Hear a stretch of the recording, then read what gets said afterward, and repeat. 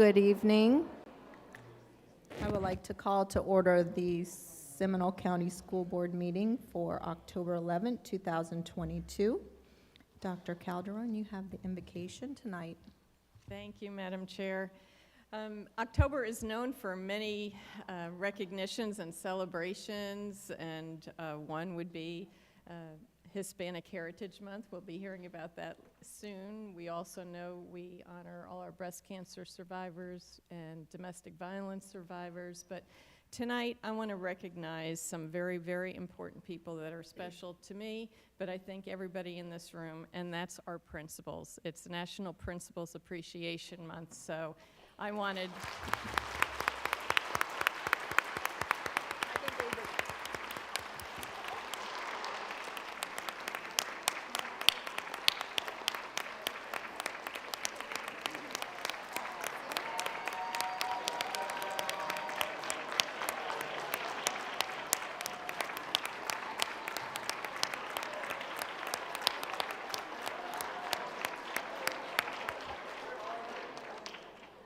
Boy, I couldn't have timed this invocation better. I had no idea there'd be this many principals here tonight. So I'm glad somebody's actually going to hear me say thank you. But on behalf of the entire school board, I do believe I'm probably speaking for all of us that we know what phenomenal leaders you all are. You give of yourself each and every day, tirelessly. You're compassionate, you're champions, you're phenomenal educators, you're phenomenal leaders. So I just wanted to share a few of my favorite quotes on leadership, because every time I read a quote on leadership, it just reminds me of the phenomenal leaders that we are so blessed to have here within Seminole County Public Schools. And I wanted to just take a moment to say thank you for your service. To handle yourself, use your head. To handle others, use your heart. And that was from Eleanor Roosevelt. And I see our principals every day using their intelligence, but more important, sharing their care and compassion with every single student who's lucky enough to walk through their doors. The greatest leader is not necessarily the one who does the greatest things. He is the one, or she is the one, that gets the people to do the greatest things, and that was said by Ronald Reagan. And we see people going above and beyond the call of duty each and every day, whether it's a pre-K student, a teacher, a parapro, a bus driver, a janitor. We love you all, and it's because of the great leadership we have in this district. Don't tell people how to do things. Tell them what to do and let them surprise you with the results. That was said by George Patton. And I know tonight we're going to be celebrating some of our phenomenal students who really, I hope, surprise themselves, their parents, their teachers with their excellence academics. And we are so honored to share in your excitement here tonight. And last, from John Maxwell, leadership is not about titles, positions, or flowcharts. It's about one life influencing another.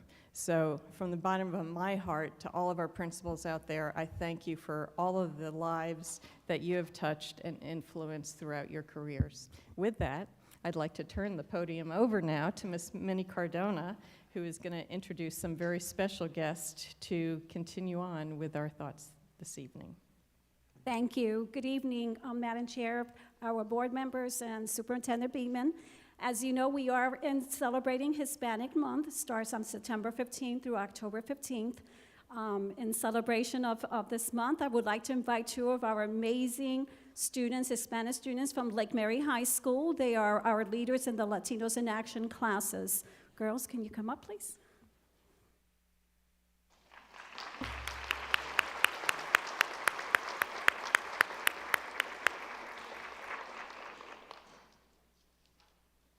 Good evening, school board members and superintendent. My name is Gabriela Gomez. I'm from Puerto Rico. I'm a senior in Lake Mary High School, and I'm the president of Latinos in Action. And my name is Camila Vargas. I'm from Colombia. I'm a junior in high school, and I'm one of the vice presidents of Latinos in Action. The mission of Latinos in Action is to empower our Latino youth through culture, service, leadership, and excellent education with the sole purpose of graduating from college. We are here to talk about Hispanic Heritage Month. Hispanic Heritage Month is dedicated to recognizing the contributions of our Hispanic and Latino populations in our country. And we, as Latinos in Action, are happy to celebrate this month and share with our community about our traditions and culture. This is why we have been preparing activities around all campus. The first Hispanic Heritage Month activity happened on September 27th. It took place during both lunches in our school. For these, we painted flags from our different Hispanic countries, and we brought music, food, and facts to share with the students. This was a great way of celebrating our heritage while also educating our classmates about our diverse Hispanic community. We also have been recognizing important Hispanic leaders in our school announcements every morning. Finally, we're preparing an event that is going to take place this Saturday at the Lake Mary City Hall. During the annual Lake Mary Hispanic Heritage Month celebration, we plan to bring original activities to entertain kids from all ages. We encourage you to go and celebrate Hispanic Heritage Month with us. And now, please stand for the Pledge of Allegiance.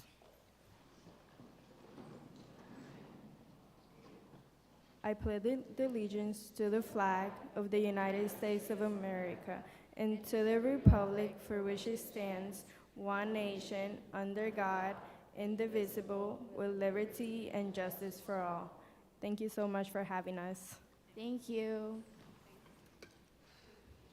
Go Rams.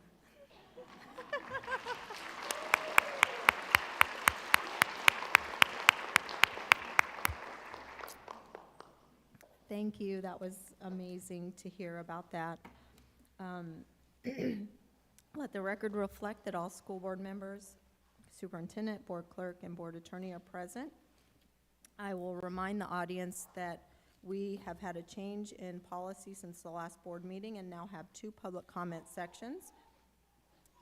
As a reminder, both forms will need to be turned in prior to the first public comment statement on the agenda. The white form is for agenda items and the green form is for non-agenda items. Board clerk, do we have any acknowledgements? No, ma'am. Thank you. Superintendent, do you have any agenda modifications? The addendum for good cause is marked on our electronic agenda by a green flag named addendum item. School board members, agenda modifications, and tonight roll call orders, Member Kraus, Member Almond, Member Calderon, Member Sanchez, and then myself. Member Kraus, No modifications, Madam Chair. Member Almond, No modifications, Madam Chair. Member Calderon, No, Madam Chair. Vice Chair Sanchez, No modifications, thank you. and I have no modifications as well. Do I have a motion for approval of the agenda outline? Second. Any further discussion? All in favor say aye. Aye. Any opposed? Motion carries. Superintendent and board members, we have some great recognitions tonight. We'll start with Mr. Navarro to introduce our Veteran of the Month.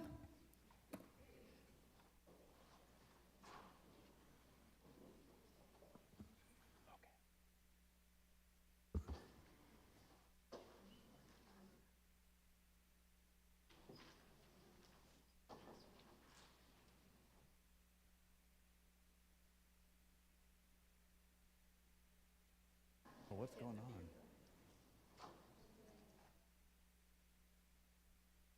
Good evening, and before I get started, Dr. Calderon, you had mentioned that somebody had said, don't tell people what to do. Could you call my wife? Because I don't think she's heard that line just yet. No, I know, I'm gonna hear about this later. It's televised or something, I'm sure. No, today I'm here to introduce our Veteran of the Month, Captain Presley Jones. Presley Jones graduated from Florida State University in 2014. During her years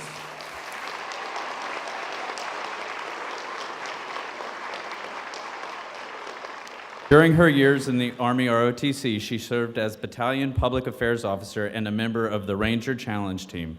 Presley majored in political science and in a minor in philosophy. Upon graduation, she commissioned as a second lieutenant in the Quartermaster Corps.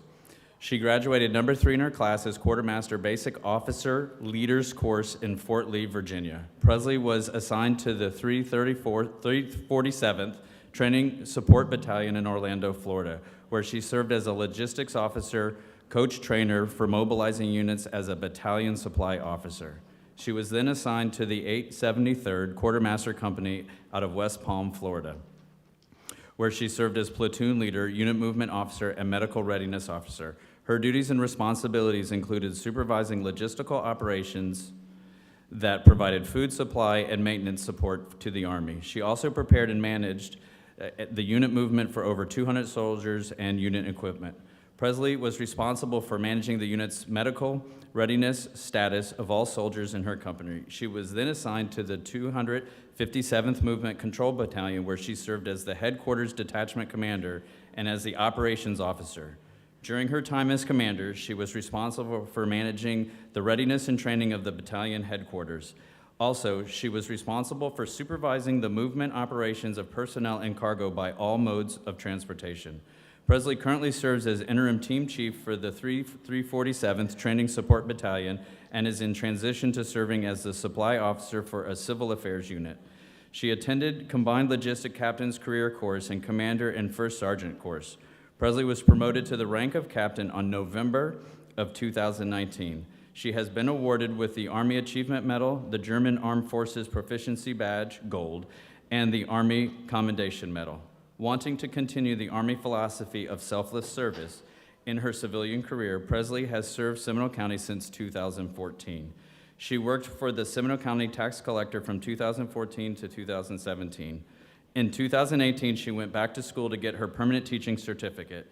She was first hired as a kindergarten teacher by Kathy Lambert at Midway Elementary. Mrs. Lambert played a major role in finding Presley's love for teaching. She continues to serve as a kindergarten teacher at her first year at Lawton Elementary. Go Panthers. Presley is the mother of a 2-year-old son and a 7-month-old daughter. Her father served in the Army and as an infantry non-commissioned officer. Presley's continued service to our country could not be possible without the endless support from her family, who I believe some are here today. Congratulations and thank you, Captain Jones, for your service to our country.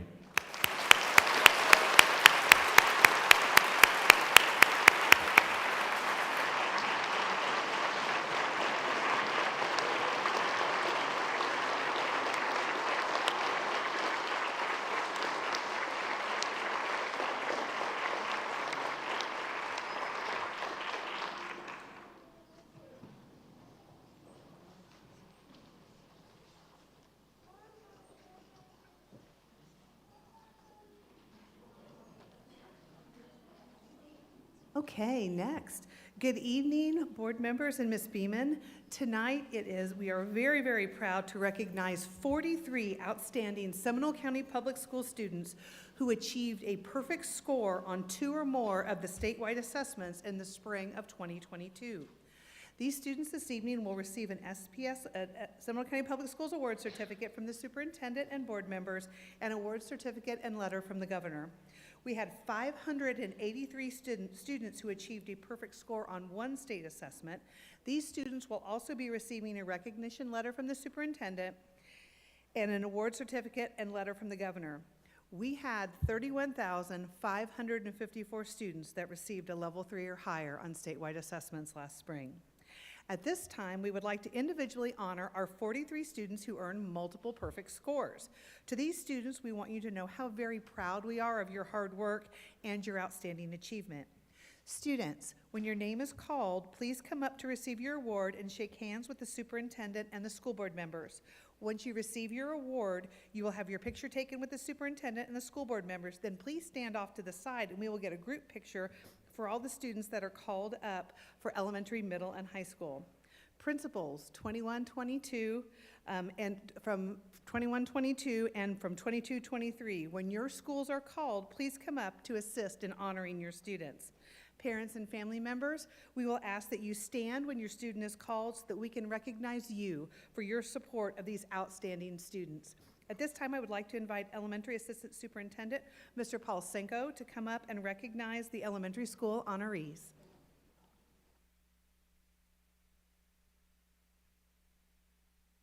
All right, we are proud to recognize 18 of the 43 students that achieved a perfect score on 2 or more assessments in grades 3 through 5 during the 21-22 school year.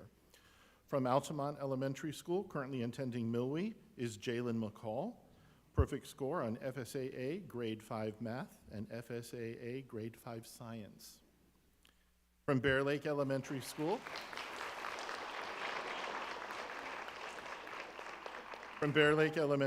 currently attending Rock Lake, is Sebastian Carpenter.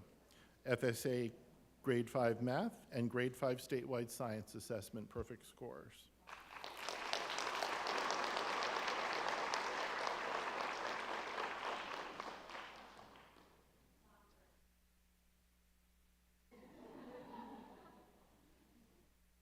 From Carolina Elementary School, currently attending Jackson Heights, is Abiti Maitra, FSA Grade 5 Mathematics and Grade 5 Statewide Science, perfect scores.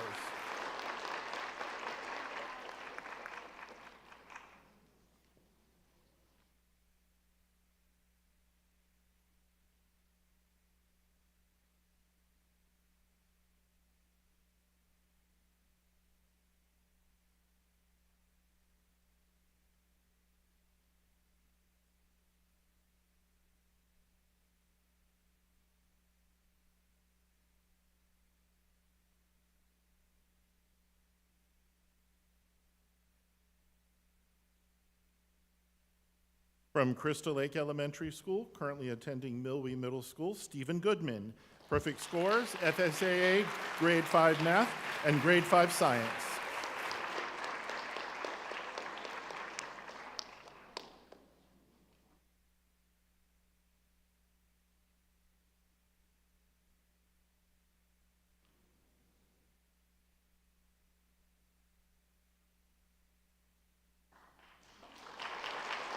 From Crystal Lake Elementary School, currently attending Millennium Middle School, is Olivia Lupinski. Perfect scores, FSA Grade 5 ELA and Grade 5 Science. From Geneva Elementary School, currently attending Jackson Heights Middle School, Colin Choi. Perfect scores, FSA Grade 5 Math and Grade 5 Statewide Science. From Goldsboro Elementary, currently attending Goldsboro, is Iksha Sanjay.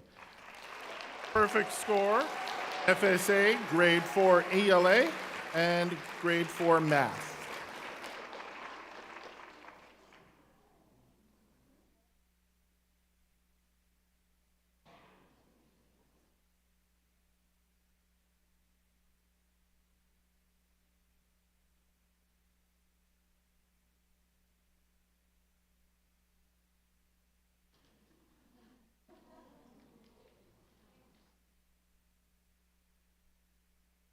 From Goldsboro Elementary, currently attending Sanford Middle School, Suharsh Agarwal. Or FSA Grade 5 ELA, Grade 5 Science.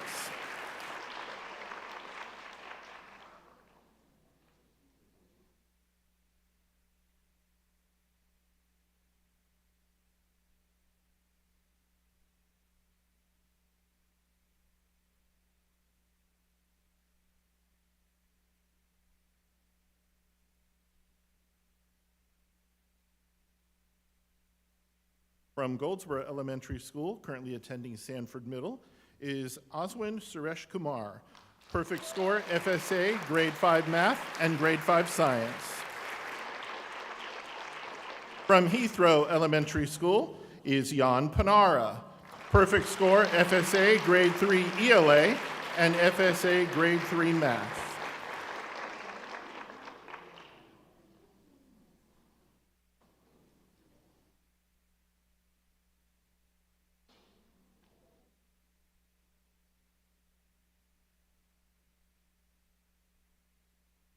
From Heathrow Elementary School, currently attending Sanford Middle, is Gavin Parton. Perfect score, FSA, Grade 5 Math and Grade 5 Science.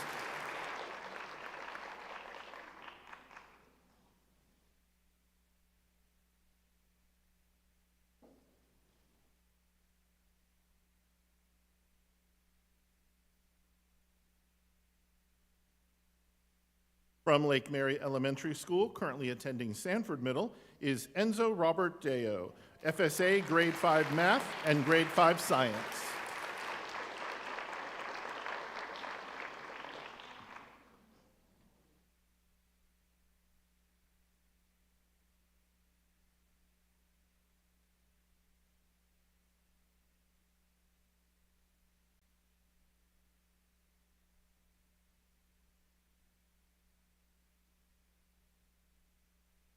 From Rainbow Elementary School, currently attending Indian Trails, is Amanda Suplicy.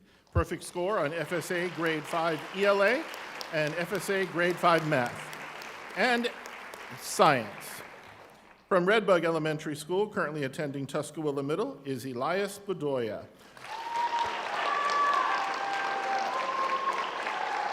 And Grade 5 Science.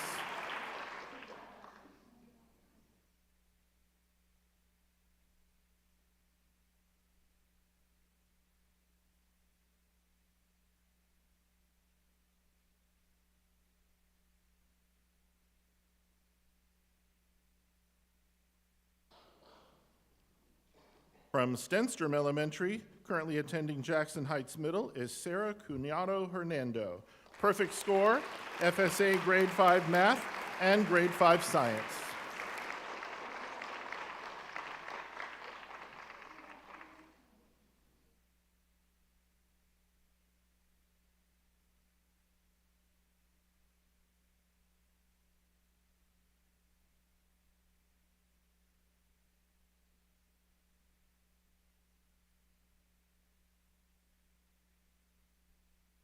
From Stenstrom Elementary School, currently attending South Seminole Academy, is Braxton Simmons, FSA Grade 5 Math and Grade 5 Science.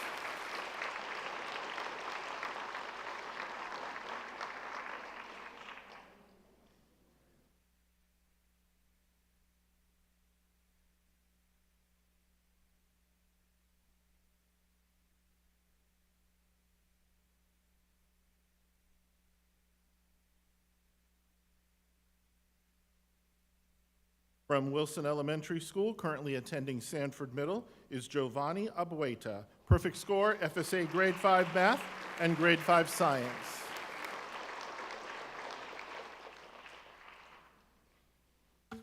From Wilson Elementary School, currently attending Sanford Middle, is Nivritri Tumala.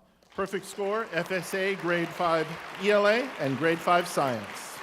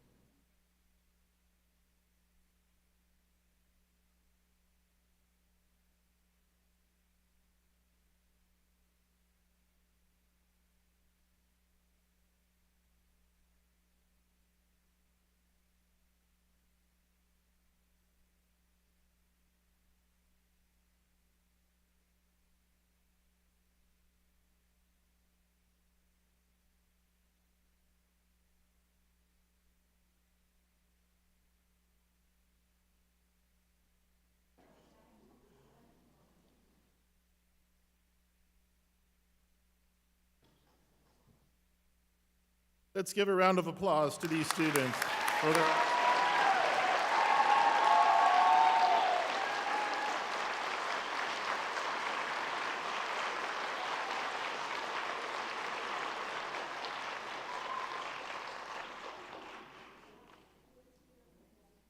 This time, I'd like to invite Middle School Assistant Superintendent Mrs. Demetria Faison to come up and recognize our middle school honorees.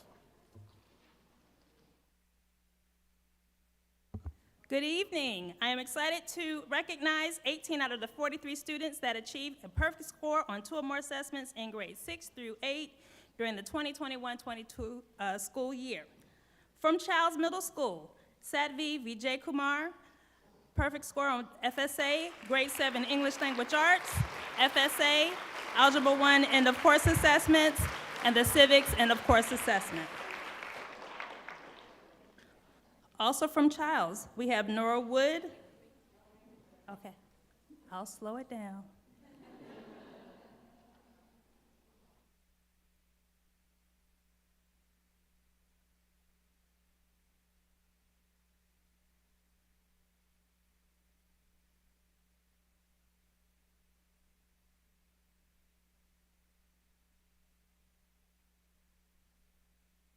All right, from Childs Middle School, we have Nora Wood, FSA, grade 7 mathematics, and civics, and of course, assessment.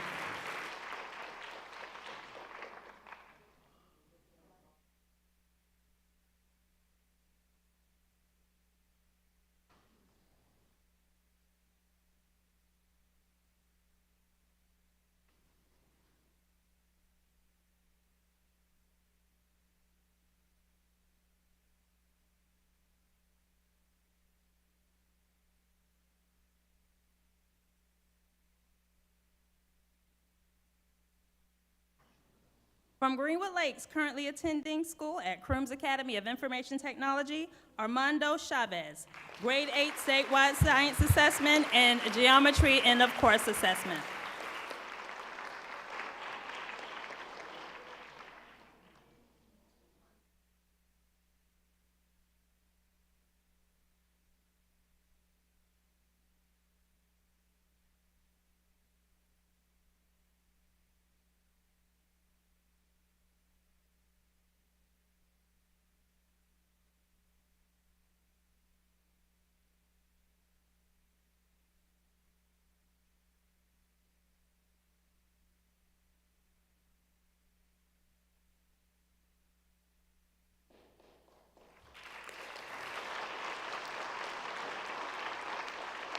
From Indian Trails Middle School, currently attending Winter Springs High School, is Cal DeBolt, FSAA, grade 8 mathematics assessment and grade 8 science assessment.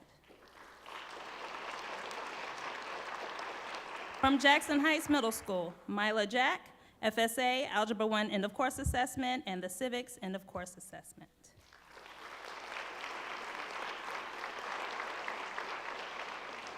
From Jackson Heights, Adib Mitra.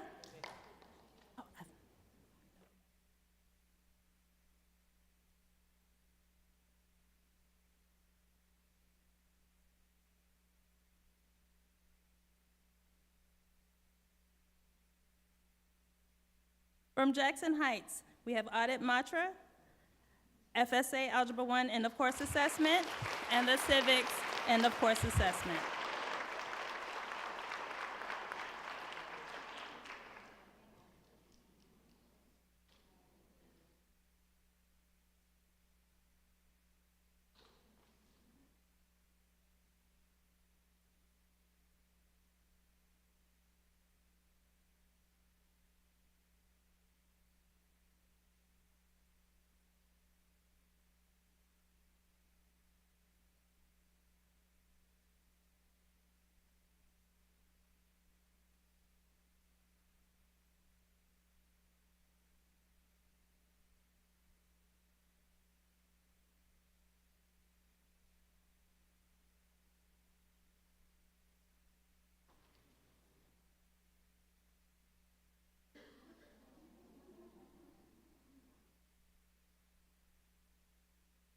From Jackson Heights, Carolyn Vincent, FSA Algebra 1 end of course assessment, and the civics end of course assessment.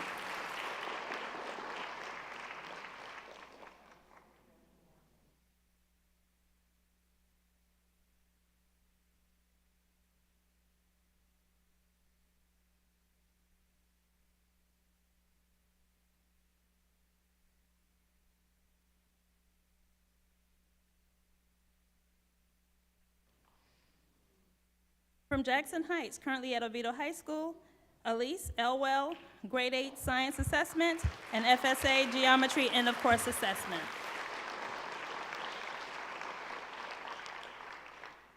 From Rock Lake Middle School, Natalia Fisher, FSA grade 7 English language arts assessment and FSA algebra 1 end of course assessment.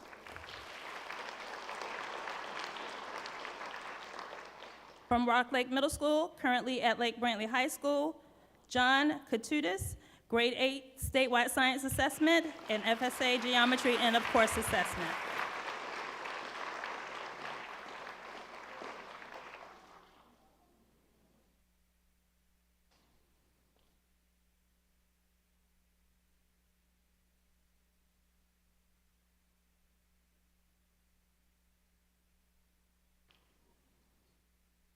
From Sanford Middle School, Hannah Seth, grade 7 English language arts, FSA algebra 1 end of course assessment and civics end of course assessment.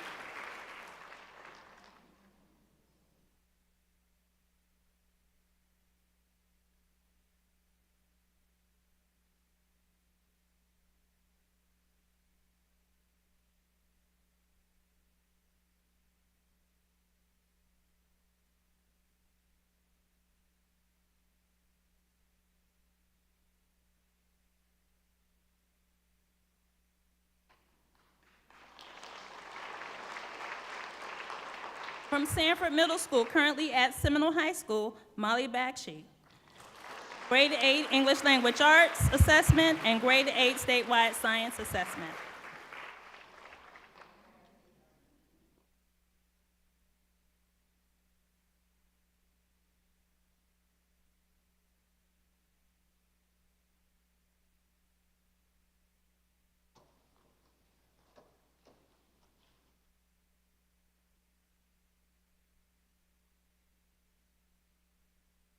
From South Seminole Academy, Giovanni Garcia, FSAA grade 7 math assessment and FSAA civics end of course assessment.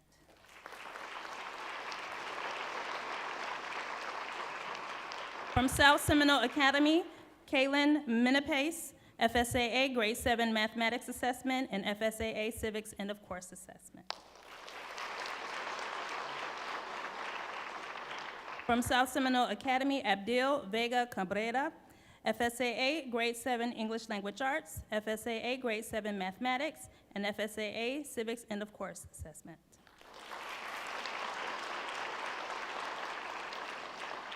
From Teague Middle School, currently at Lake Brantley High School, Alana Skornick, grade 8 statewide science assessment and FSA geometry end of course assessment.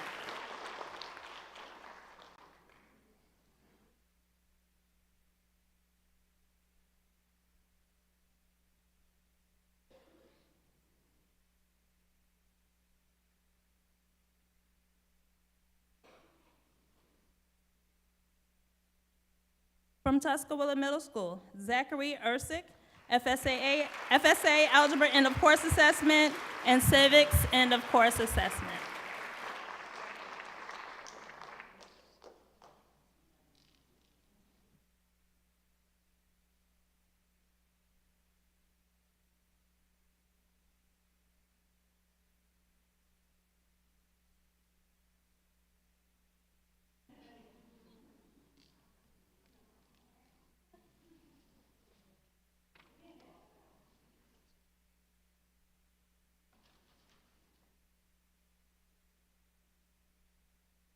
And from Tuscaloosa Middle School, currently at Oviedo High School, Emma Goodenough, grade 8 statewide science assessment and FSA geometry end of course assessment.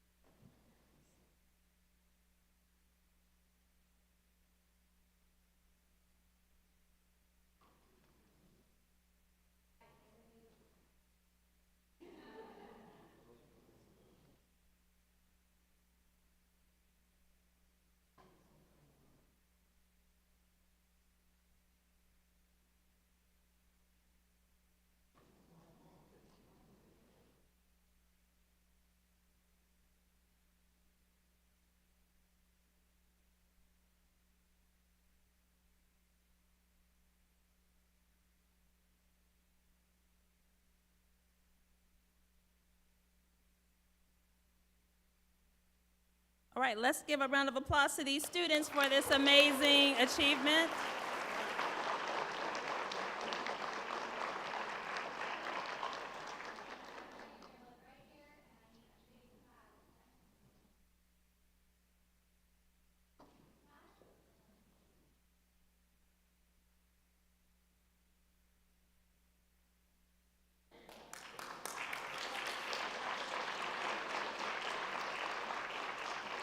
At this time, I would like to invite the Assistant Superintendent of High Schools, Mr. Mike Rice, to come up and recognize the high school honorees. All right, good evening. I am proud to recognize 7 out of our 43 students that achieved a perfect score on 2 or more assessments on the grade 9 and 10 during the 2021-22 school year. So our students that are going to be honored here tonight, I'd like to start off from Haggerty High School, Aiden Gannon.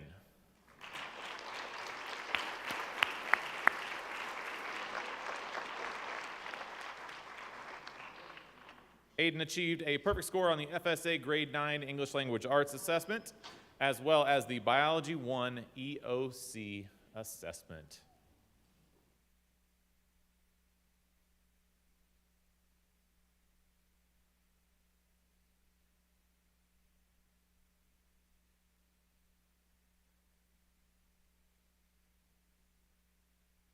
All right, congratulations. Next up, we'd like to recognize from Haggerty High School, Robert Hall.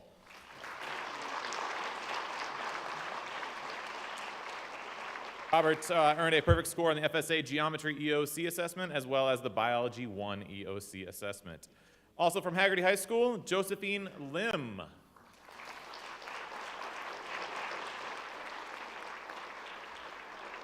Josephine earned a perfect score on the FSA Geometry EOC, as well as the Biology 1 EOC. Next up from Haggerty High School, Sophia McPhillips.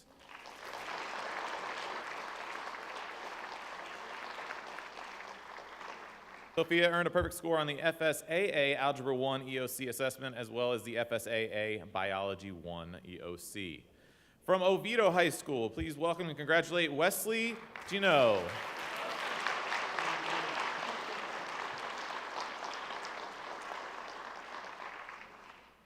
And Wesley earned a perfect score on the FSA Geometry EOC assessment, as well as the Biology 1 EOC.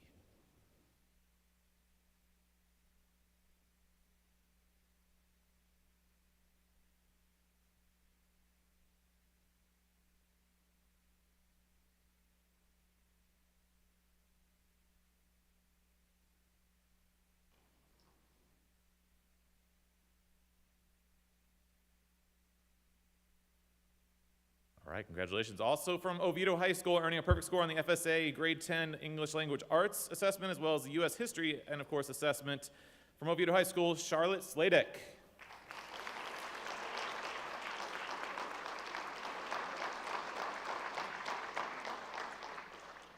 And from Seminole County Virtual School, earning an FSAA Geometry EOC assessment perfect score and an FSAA Biology 1 assessment perfect score, Brandon Hernandez.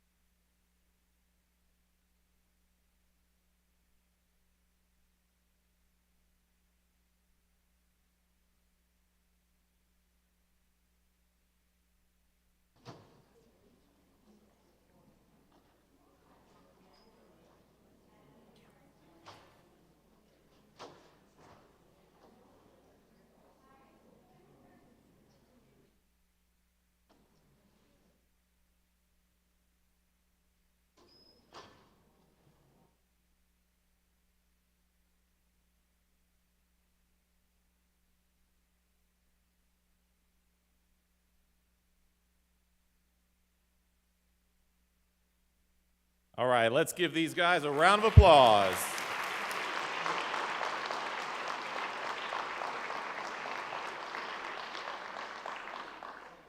And at this time, I'd like to invite to the podium the Deputy Superintendent, Dr. Jason Weissong, to provide some congratulatory closing statements.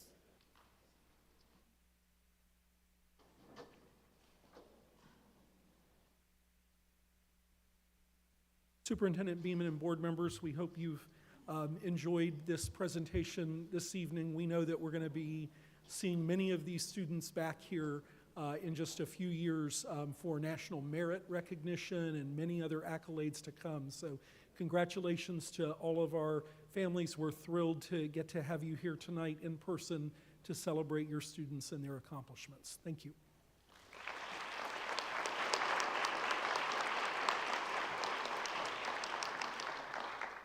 All right, board members and Ms. Beeman, please welcome Kristen Freese, new assistant principal at Goldsboro Elementary Magnet.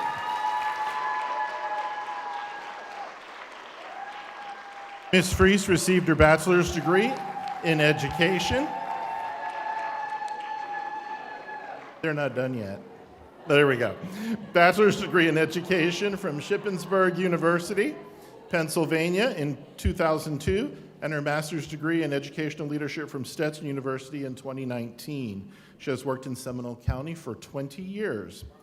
Family members in attendance are her sister, Megan Freese, who can come on up, and she is ably supported by a whole host of Goldsboro staff and principal, Dr. Mulholland.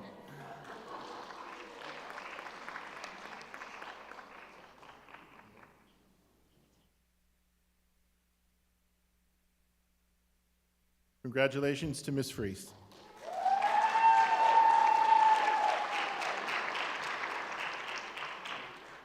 I'd like to take this opportunity to also congratulate newest assistant principal from Seminole High School 9th grade center, Ms. Shalora Smith.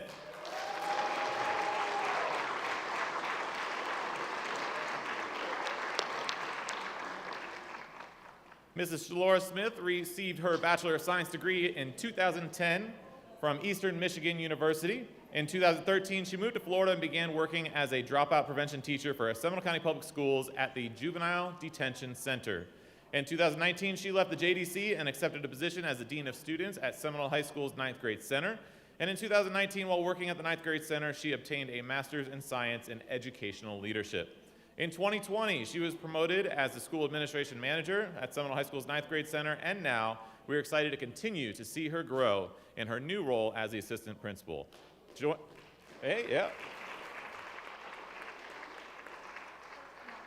Joining her this evening is her husband, David, 2 children, Devin and Anaya, and her parents, Helen and Dominic Ajak, along with the principal of Seminole High School 9th grade center, Ms. Jamie Washington, and the AP, Mr. Lance Abney, and former colleague, Mr. Mark Kamek. Thank you guys for joining tonight. Congratulations, Ms. Smith.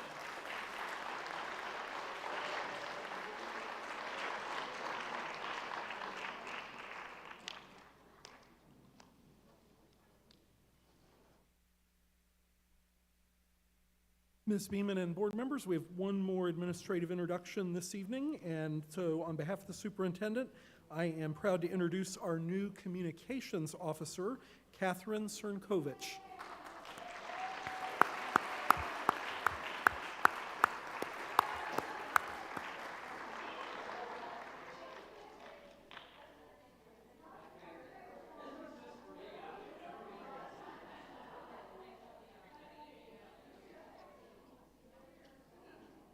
Ms. Cernkovich is a graduate of the University of Michigan with a degree in organizational communication.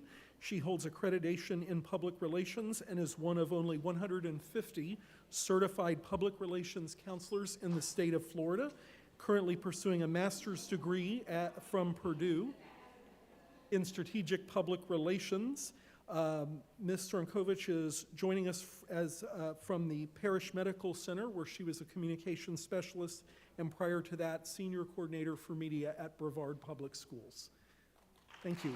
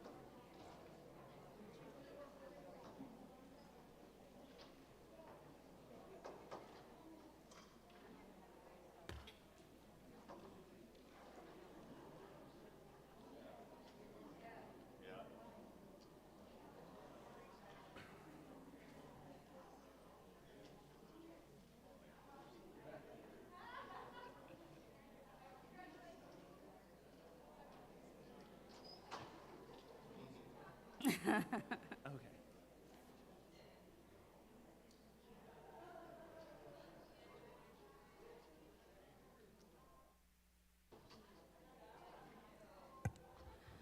Board members, tonight our focus on student achievement is in regards to health education.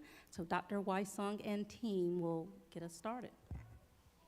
Good evening. Thank you, Superintendent Beeman, Chair Panic, board members. We're going to talk with you for a few minutes tonight about Seminole County Public Schools' approach to health education. And we've touched on this topic a couple of meetings ago when we talked about the entire required instruction statute and all of the pieces of the curriculum that are required by the legislature and the Department of Education. And tonight we're going to narrow that focus just to health education. And there are a couple of topics. I'm going to cover sort of the requirements that are in state law. And then we're going to talk about our local approach to the development of the curriculum and the timeline for implementation.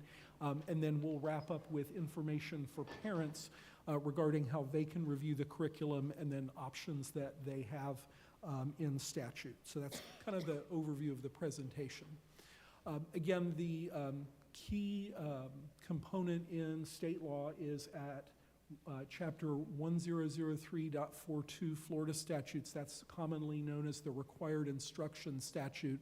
And again, there are 20 components in the required instruction statute. One of them is health education, and this is both verbatim in the statute and now verbatim from your school board policy 2417, which you voted to update at our last board meeting so that our policy mirrors the updated Florida statute. So as you can see from the various components, this is a very comprehensive, very holistic approach to health education, not just personal health, but a variety of topics that also start to speak to student well-being and safety. So all of those elements are covered at some point in our K through 12 curriculum. There are two additional topics that have to be covered as part of the health education requirement. The first is for students in grades 7 through 12, coverage of teen dating, violence, and abuse. And as you can see, there are some specific requirements to the coverage of that topic. And then for students in grades 6 through 20, you have a school board policy that matches. And then in addition, in the same statute, there's some additional requirements. First, annual approval by the board of the instructional materials, the curriculum used to cover reproductive health education, and then also the rights of parents to access and review the curriculum, which is what we'll wrap up with tonight. So as we discussed at a prior school board work session last summer, our annual review of our curriculum will have a work group structure. And so Mrs. Spradling, our coordinator of K-12 math and science, is going to talk with you about the work group that just wrapped up. Good evening. Our work group for this year convened from September 7th until just this last Wednesday, October 5th. That last meeting was rescheduled from Hurricane Ian. The work group met 3 times, and it consisted of a Florida Department of Health representative from Seminole County, classroom teachers from elementary, middle, and high school, a school administrator, an SCPS mental health program specialist, the science curriculum specialists from our DTL team, and then me acting as the district administrator. There was 12 of us total. Oh, I have a clicker. Huh? Okay. So our goals for the work group were, as seen on the screen, determine common goals and norms for evaluating the curriculum as they relate to state law related to required instruction. So what would be our protocol for each annual review of the comprehensive health ed curriculum. We also reviewed instructional materials from the 21-22 school year and determined their compliance with the Florida Statute 1003.42. And then finally, the work group provided recommendations for curricular revisions to the Department of Teaching and Learning, those specialists and myself that were on the work group. So during the work group, we reviewed the Florida law as it relates to those required instruction topics. Also the school board policy 2417 that Dr. Wysong referred to. We also reviewed the administrative processes for how the comprehensive health ed curriculum was approved last year by you all. And then we finally went through and looked at all three, the curriculum resources from all three levels and looked at their compliance. So during those 3 meetings, the work group then collected recommendations that are provided to Ms. Beeman as superintendent, and then the curriculum specialist on my team for any revisions that needed to be done internally to the curriculum. Okay, I'm gonna pass to Mr. Jensen from here. Awesome. So as Dr. Wysong alluded to, our required instruction statute requires annual approval by our school board of any materials used to teach reproductive health.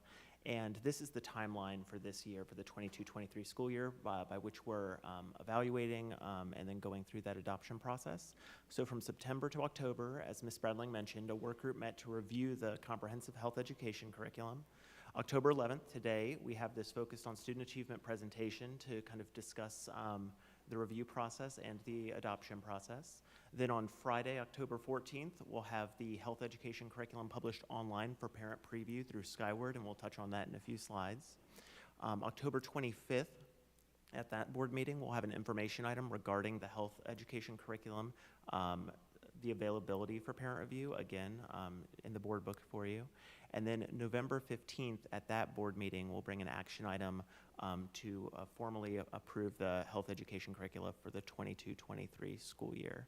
And then all of our schools and the grade levels in which we teach this comprehensive health curriculum will be implementing it in the 4th quarter of spring 2023.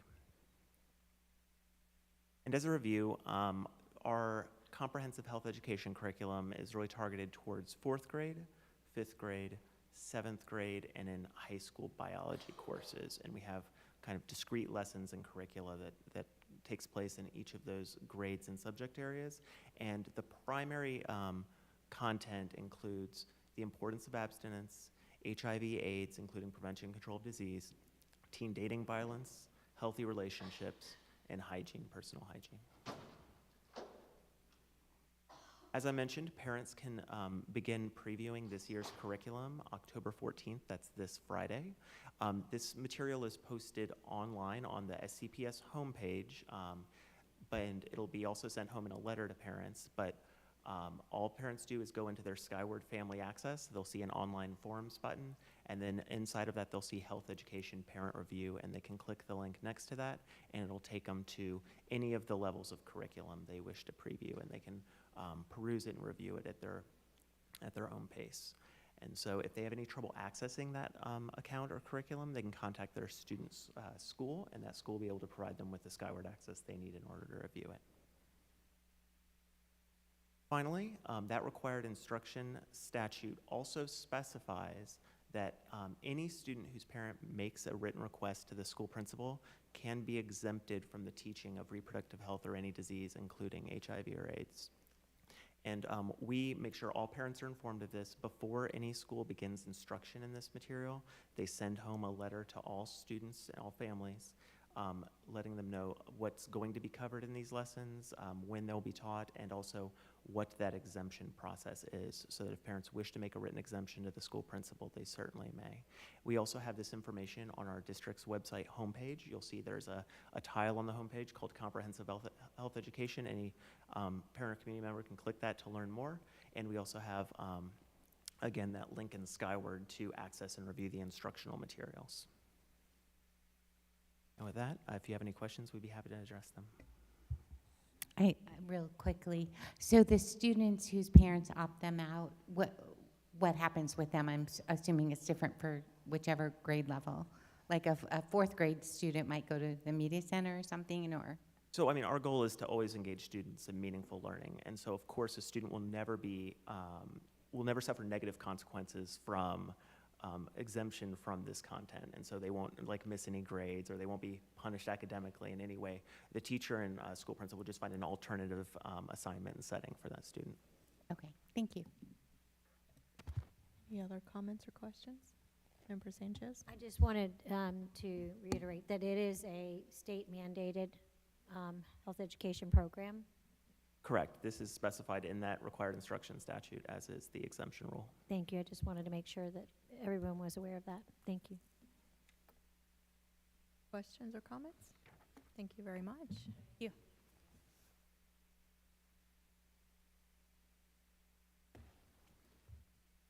All right, board members for discussion. Member Kraus, do you have anything? No items. Thank you, Madam Chair. Member Almond? I do not, thank you. Member Calderon? No, ma'am, not till later. Vice Chair Sanchez? No, ma'am. And I have none either. Ms. Sanchez, if you would please read the public comment section. Sure. Policy 0169.1, public participation at board meetings. The purpose of public participation segments of the board meeting is to allow public to address matters with the board's jurisdiction and not for resolving individual grievances or disputes. Public comments related to education, the board agenda, and the district are welcome and encouraged.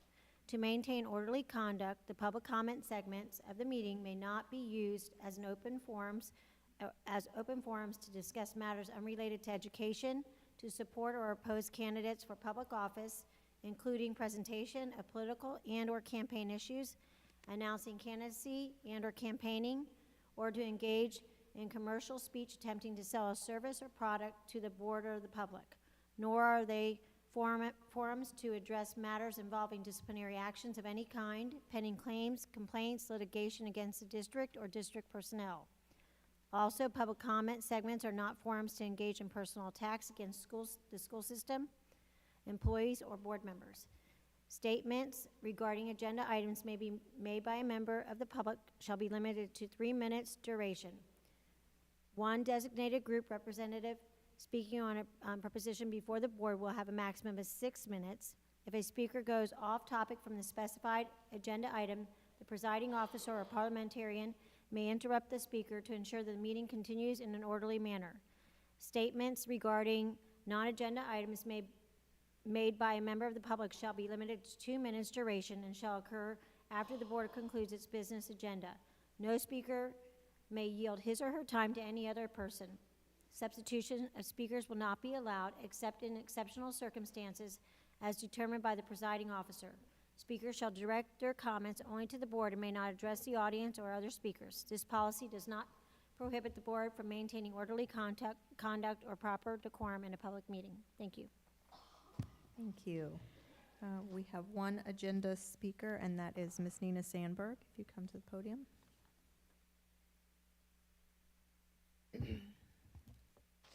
Hi. I'm glad that the district is finally purchasing some social studies textbooks. You also need to purchase literature, science, and math textbooks. You do need to stop telling the students that their spiral notebooks are the textbook. They need a reference textbook in every academic subject. It is not always necessary to buy matching workbooks, as some of the matching workbooks are useless. For example, the 6th grade National Geographic World History textbook has matching workbooks which are completely useless. They have no usable assignments in them. They are issued to the students, they are never used, and then the parents throw them away at the end of the year. If you are paying actual money for these workbooks, you should stop and just try to buy the textbook itself. The committee should be reviewing the workbooks as well as the textbooks. It is very helpful when the textbook is available both on paper and online, especially if you can only purchase a class copy of the textbook. Students and parents need to be able to access the textbook at home. Right now, my children need science textbooks. My daughter lost an entire year of proper science education when you failed to give her class any science textbooks at all in the 4th grade. So there's other textbooks that need to be purchased besides these social studies textbooks. Also, Brain Pop is not a textbook and is never supposed to be used as a replacement for a textbook. Thank you. Thank you. Superintendent, do you have a recommendation for the consent agenda? Yes, that the consent agenda be approved as presented. So moved. Second. Any further discussion? All in favor say aye. Aye. Aye. Any opposition? Motion carries. Okay. Superintendent, do you have a recommendation for discipline hearings? Yes, that the School Board of Seminole County approve the student disciplinary recommendations from September 19, 2022, and September 26, 2022. So moved. Second. Any discussion? All in favor say aye. Aye. Any opposed? Motion carries.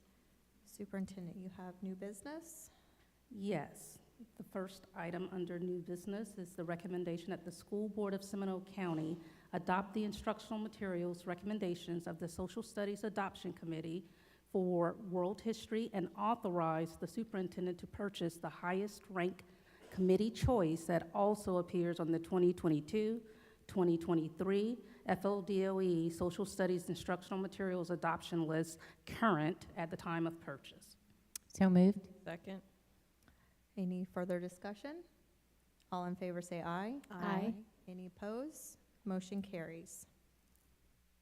Superintendent? Second item is that the School Board of Seminole County adopt the instructional materials recommendations of the Social Studies Adoption Committee for World History and authorize the superintendent to purchase the highest ranked committee choice that also appears on the 22-23 FLDOE Social Studies Instructional Materials Adoption List current at the time of purchase. So moved. Second. Any further discussion? All in favor say aye. Aye. Any opposed? Motion carries. Superintendent, do you have a report? Yes, the first item on my report is an interlocal agreement update, and so I'll ask Mr. Wolski and Mr. Johnson to come to the front. And board members, as you know, we have been in discussions in regards to the interlocal agreement for quite some time. Recently, there was a proposal that was presented at a City of Winter Springs meeting, and the update is in regards to that proposal, as well as the general overall topic of the interlocal agreement. So I'll turn it over to Mr. Wolski.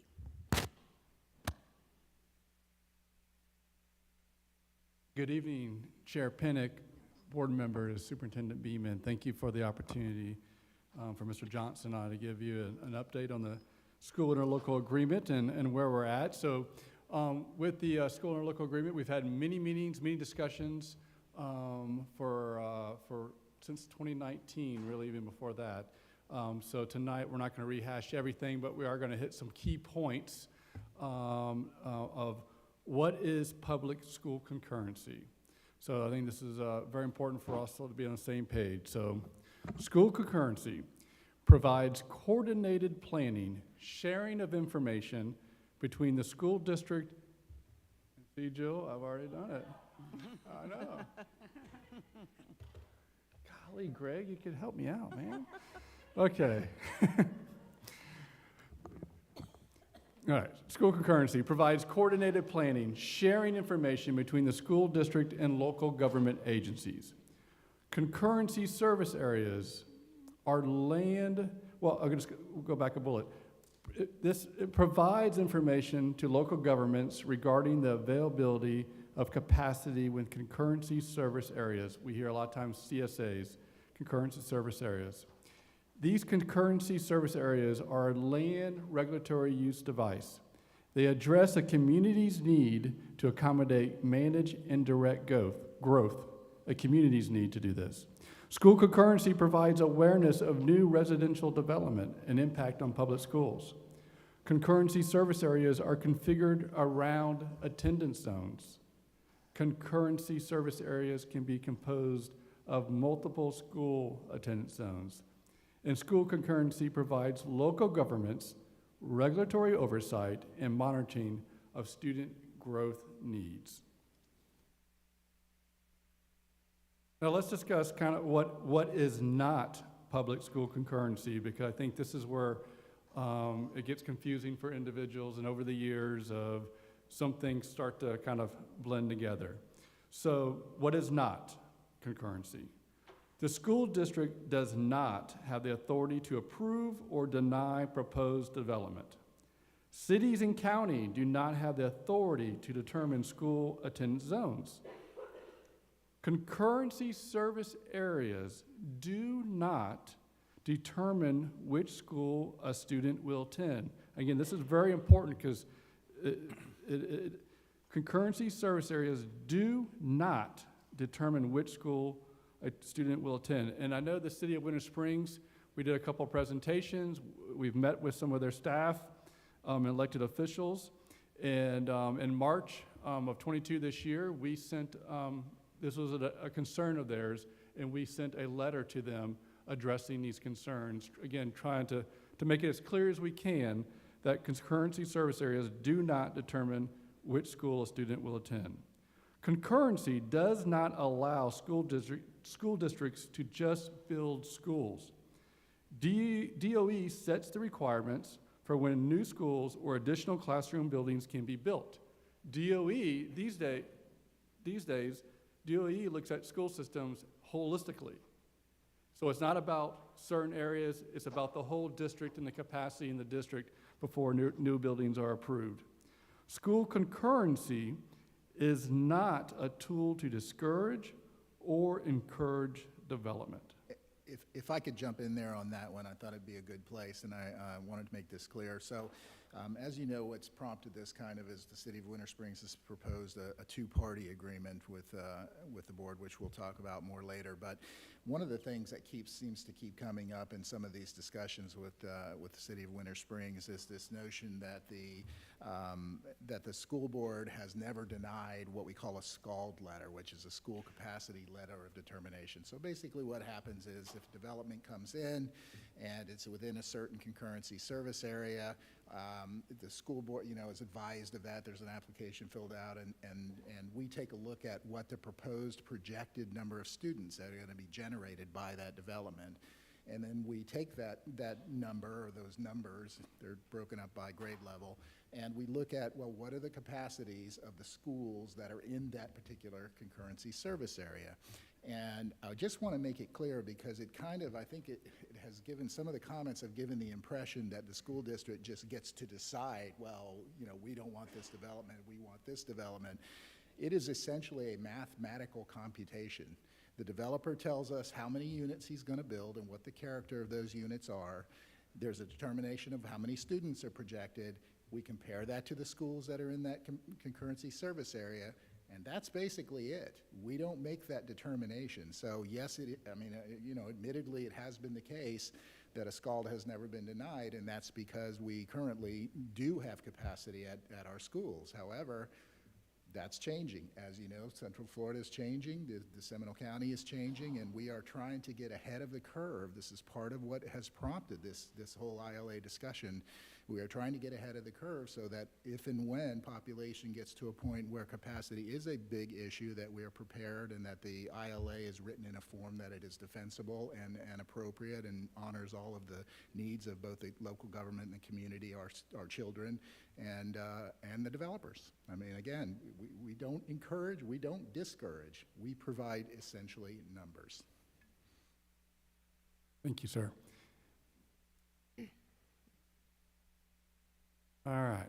So what is a school interlocal agreement, kind of putting it all together? So in 2002, the Florida legislature required local governments and school boards to coordinate planning activities through interlocal agreements that address the following: school locations, enrollment forecasting, school capacity and school concurrency, infrastructure, joint use of civic and school facilities, and sharing of development and school construction information. Again, like we've said, it's about sharing information.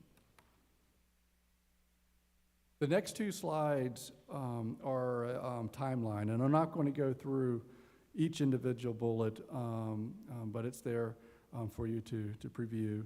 But like I mentioned, starting, in 2019, 2020, we've had several meetings, and it's important over the years. So part of the several meetings groups that we have that meet is, one is the Planning Technical Advisory Committee, called abbreviated PTAC. This committee is made up of staff from the city, the county, and the school district. All right. And over these 2 years, we met 6 times. Then we have the Public Schools Facilities Planning Committee. You hear the abbreviation PSFPC. This committee is made up of elected officials from the city, the county, and we also have school board representation along with our staff as well. And they've met over the years. So basically these groups meeting, coming to some consensus, this is where we came to what we have now, the proposed 2021 interlocal agreement. And then there was other meetings that took place.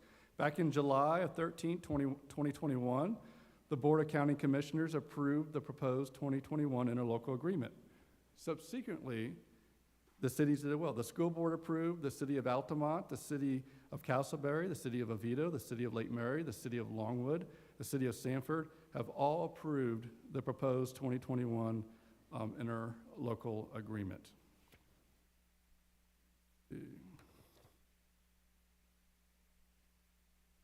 Then back in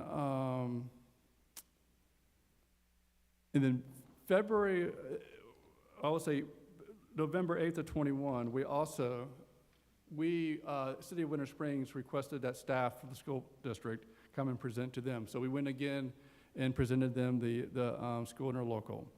In February of 2nd of 2022, we were advised that the City of Winter Springs wanted to have a two-party proposal. And they were working on additional language that they wanted revised. My apologies. Too many bullets. All right. May 17, 2022, school district staff, we received a draft copy of the Winter Springs two-party proposal as a substitution to the proposed 2021 school interlocal agreement. On 8/17/2022, the City of Winter Springs hosted a meeting with all the city managers and school district staff that we all attended to discuss the interlocal issues and concerns that the City of Winter Springs had. Following the discussion of the Winter Springs proposal, the group agreed that the Winter Springs city manager would communicate directly with the Seminole County manager to try and reach consensus on a form of a single ILA and with all the municipalities, the county, and the school district as parties. The group would then reconvene to discuss the next steps. On 9/12/2022, the City of Winter Springs approved their two-party proposal for an agreement between the City of Winter Springs and the school board. Thank you. All right. So the City of Winter Springs proposal, here's a brief summary. So it created a two-party agreement between City of Winter Springs and the school board. It removed themselves from the Planning Technical Advisory Committee and the Public School Facilities Planning Committee and created a duplicate committee with a two-party agreement. It changed the school district's notification process for modifying school attendance zones. It requires revisions to schools within the concurrency service areas for concurrency review, and it limited the number of contiguous CSAs to be reviewed for concurrency. I'm going to take it from here. The last slide we have are what we perceive to be our options that are available as things sit today, our legal options, so to speak. And the first one would be to simply basically do nothing. Simply abide by the 2008 school interlocal agreement, which is currently in effect. That agreement was signed, of course, in 2008, and I think there was a slight modification shortly thereafter, but in any event, that includes all of the cities, the county, the school board, including the City of Winter Springs, and it was that agreement that prompted, there were some legislative changes, it hadn't been updated for a while, and that's really what prompted the process in 2019 of starting to take a look at this agreement and see, what have we learned over the years, what could be done a little bit better on this agreement, and then, of course, to bring it up to, to current statutory requirements and standards. So were the board to do nothing, if there was no agreement with any, then essentially the 2008 agreement would stay in place. That agreement currently, in order to terminate or change that agreement, it currently requires all parties to agree, including City of Winter Springs, county, all the rest of the cities, would have to agree to make a change or to terminate that agreement. So barring that, that agreement would continue on if nothing is done. The second option would be to try and move forward with the proposed 2021 school interlocal agreement that has already been signed by all of the cities and the county and the school board except for the city of Winter Springs. Obviously, if we do that, that's going to take further negotiations. The city of Winter Springs has expressed their reservations about it. It's what prompted them to send the proposed two-party agreement. So we would have to have further negotiations and discussions, perhaps some changes. And frankly, I think everyone that was I was in the managers meeting observing it as well and providing input, on behalf of the school board with Ms. Beeman and Mr. Wilski and staff. And we kind of thought that that's what was going to happen after that meeting. The county and the city of Winter Springs managers were going to talk and see, because some of the changes that had gone to the 2021 agreement were changes that the county had requested that everybody had kind of adopted and agreed to. So we thought I think everybody agreed that, hey, if these two can get together and talk about those changes that may have been causing Winter Springs concern, then maybe that could get worked out, and then we'll bring it back and talk about it some more. And then the last option, and this is a tricky one, would be to attempt to move forward with the proposed 2021 school interlocal agreement without the city of Winter Springs. And there are some concerns with doing that. First off, as I said, the 2008 agreement is still in effect. It, by its own terms, requires a unanimous consent to terminate or amend it. So were the school board and some or all of the rest of the cities and the county try to go forward with that without the city of Winter Springs, that could prompt litigation from the city of Winter Springs if they don't agree to terminate the 2008 agreement. It would also require, obviously, some changes to that 2021 agreement to remove the city of Winter Springs. Right now, they're listed as a party. We anticipated everybody was going to agree to this, so we would have to remove them from that references to them. That's relatively minor, that part of it. And then the last one would be, probably the hardest part, is to get all of the rest of the cities and the county to agree to go forward without the city of Winter Springs. It is legally permissible. The statute that creates concurrency, Section 163.3180 Florida statutes, allows less than all of the cities to agree with the school board and the county to an interlocal agreement establishing concurrency, provided that the number of cities in the county represent a population of at least 80% of the total residents of the county. So even without Winter Springs, that, in theory, that could occur because it would be more than 80%. So those are kind of the three viable options going forward as we see it right now. Now, obviously, I did not put in there as an option we did not put in there as an option to actually just execute the two-party agreement, because in our opinion, that is not a viable option right now as things stand. As I said, the statute requires that in order to establish concurrency, the county has to agree, the school board has to agree, and all of the cities within the county representing 80% of the population would have to agree. So if we were to just sign an agreement with, even if we wanted to, with the city of Winter Springs, it still would require all the other cities, or at least most of them, but probably all of them, and the county and the school board to reach an agreement on concurrency as well, or else concurrency could not be established in the county. And so that could be a problem. I also believe, and I want to explain this just briefly, we talked about it in the work session, but one of the proposals, and Mr. Wilski noted it in the hitting the high points of what their proposal was. One of the proposals is to limit the number of concurrency service areas that are reviewed in the event of a development application. So if a development application comes in, it's in a concurrency service area. The high schools are the easiest one to use because they only have one school in each one of them. But let's say a concurrency service, application in concurrency service area that Winter Springs High School is encompassed in, the statute says that when a concurrency is established, in order to review a development application, you look at the capacity of the schools within the CSA where the development is proposed. But if there is not capacity there, then you must look to the contiguous service areas to see if there's capacity. And if there is capacity at those contiguous service areas, then you may not deny the application on that basis. And just as an aside, it should be very clear to everybody listening, and I know you guys probably know this, but we do not make decisions the ultimate decision on whether an application of a developer is granted or not. That is entirely up to the cities and the county, depending on which jurisdiction the development is. That is not in our province to do that, and nothing by this agreement gives us that ability to do that, proposed to give us that ability to do that.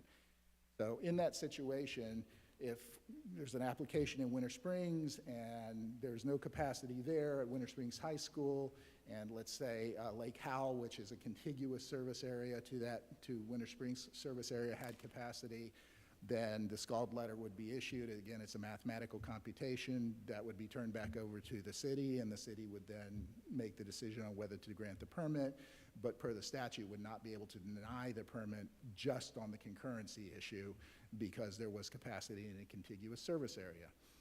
Winter Springs' proposal has changed it, so they specify which of the contiguous service areas would be considered. So the example I just gave you, if an application came in the Winter Springs service area and there was not capacity, under the agreement they have proposed, we would only look to the Oviedo High School CSA for capacity, whereas the contiguous service areas that are actually surrounding the city of Winter Springs would not be considered.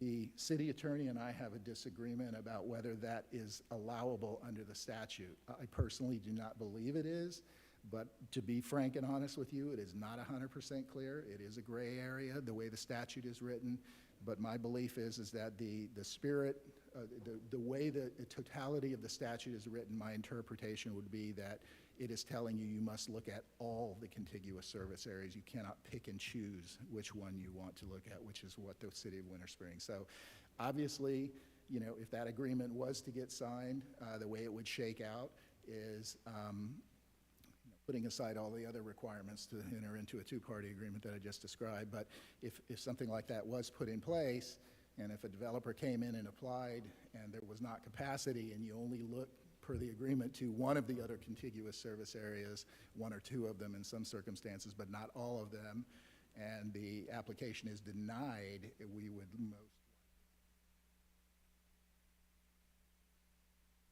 So that's kind of what we see the viable options are as we stand. Dr. Calderon? I have a few concerns. First, we as a board are responsible, regulatory and otherwise, to lead this district. And I'm very concerned in that we're all very fiscally conservative, that operating under an agreement in 2008, which we knowingly know is not up to statute code, I feel that I'm putting potential harm's way for this district, because we have always followed the letter of the law. We work collaboratively with our friends in Tallahassee, and we've got great legal counsel here that advises us of such. Secondarily, the other part of our job with the new suggested agreement just with one city in the school board, I feel also puts us in harm's way legally, because our job is to zone our schools.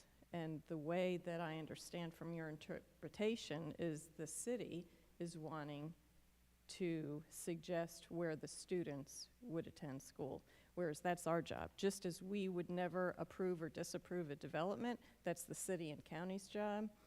Our job legally is to zone our schools, and we're blessed that we are actually, you know, by DOE, you know, an open school district, that we transfer our students, you know, between schools. And so if you have a certain address, you're not mandated to attend a certain school. We have magnets, we have programs of emphasis, we have so many other different opportunities for our families. And lastly, the school board for over 100 years has always worked collaboratively with our counties and our cities, and I think that's what makes this community so great. We all serve all residents of Seminole County, and just when the county rezones for their districts, we align our school board districts the same way the districts of the county do, because we want to do it together and collaboratively.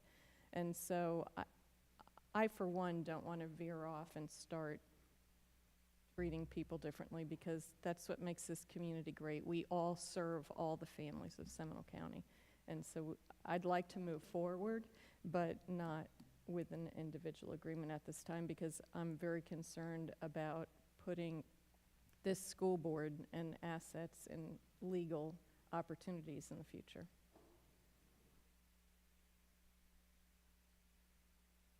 I feel the same way. I think that we all work collaboratively together, and we need to continue doing that.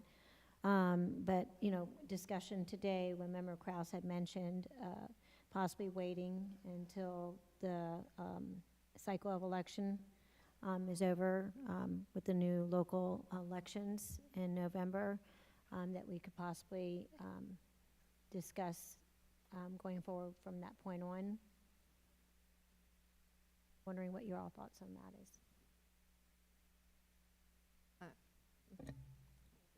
is. It would be my hope that we postpone making any major decisions until this board is going to look different. The county commission will look different. Perhaps the city of Winter Springs will look different after the election. And without disrespect to either our staff and board members that have participated in this process or the staffs of all of the other local units, I feel that our goal is, like Dr. Calderon said, to come together as a unit.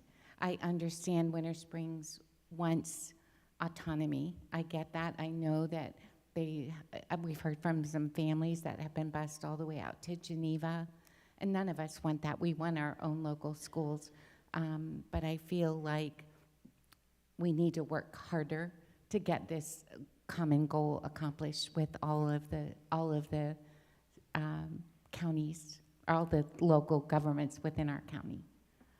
That would be my hope, and to postpone making a decision until after the November elections. I agree with the comments made by my fellow board members, and I'm in complete agreement. Thank you. I have a couple questions. Can either of you just describe the changes? What is the impact from the 2009 ILA to the proposed ILA with all the municipalities in it? What is the impact of concurrency in that from those two? Because I know that there were some changes, and I'm just wondering if you could explain that real quickly. And how would that impact Winter Springs? Because I understand that it's a positive change, and if they don't sign the newest agreement, it will negatively impact the residents of Winter Springs, and I want to make sure I understand that. From my perspective, I mean, I think it could for several reasons. I mean, one is just bringing, and this is if the 2008 agreement was to stay in place, is what we're assuming. But if that was to stay in place, I mean, obviously we have the issue of statutes have changed. There are some things that need to be updated in there. So, of course, that's a positive impact for everybody, bringing it up to statute. The other one is one of the big ones is we've furthered, again, we've taken our experience over the years on how this thing is working. We've made some of the definitions have been updated. They're clearer, I believe. One of the biggest changes was the way that the concurrency service areas were calculated, and maybe this.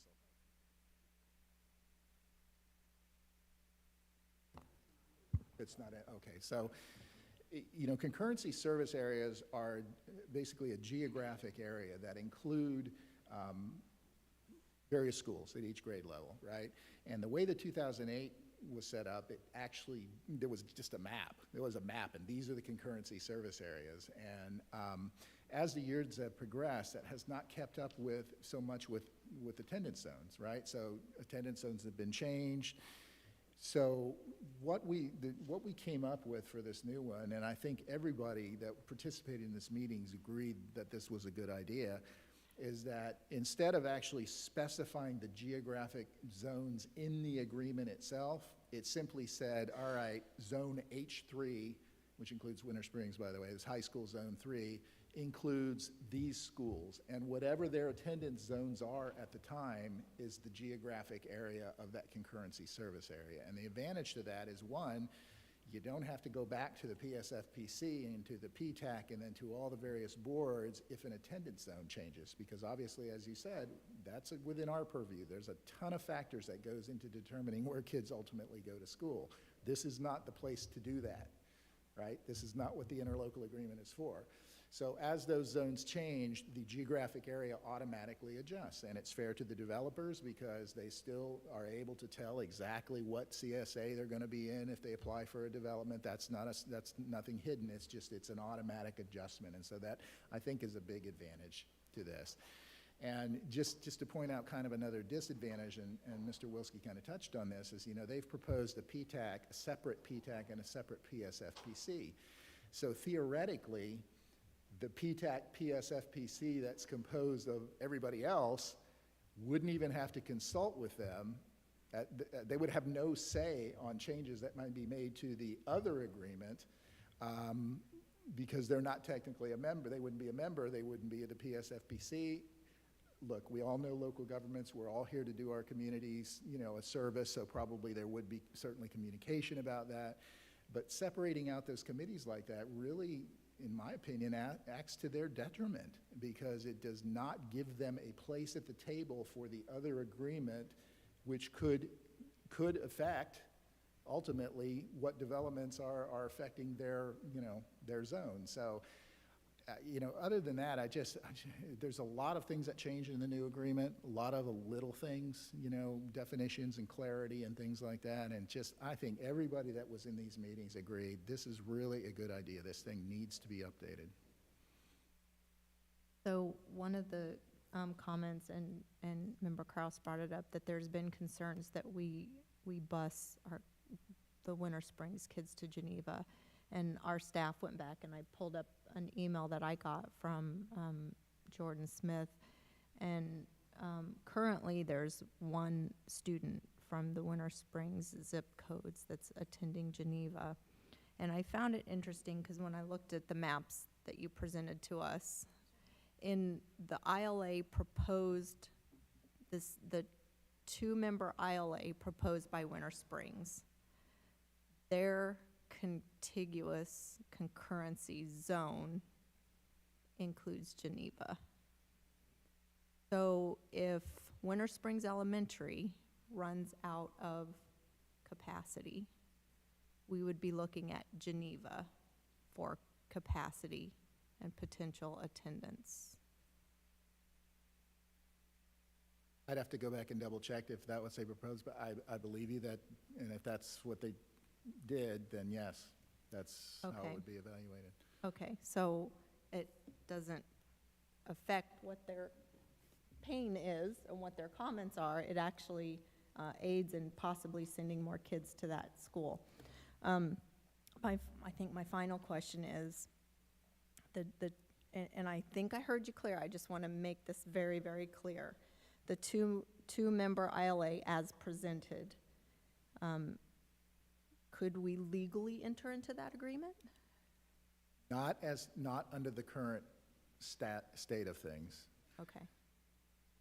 Having a two-party agreement does not in itself is, I mean, I think it could be allowed. In other words, the statute allows, you could have separate agreements, but it would require all the other cities and the county and the school board to come to a separate agreement with certain terms. And I'm just telling you from having been in those meetings, and Mr. Wilski can comment on this too, I'm not sure that's going to be achievable.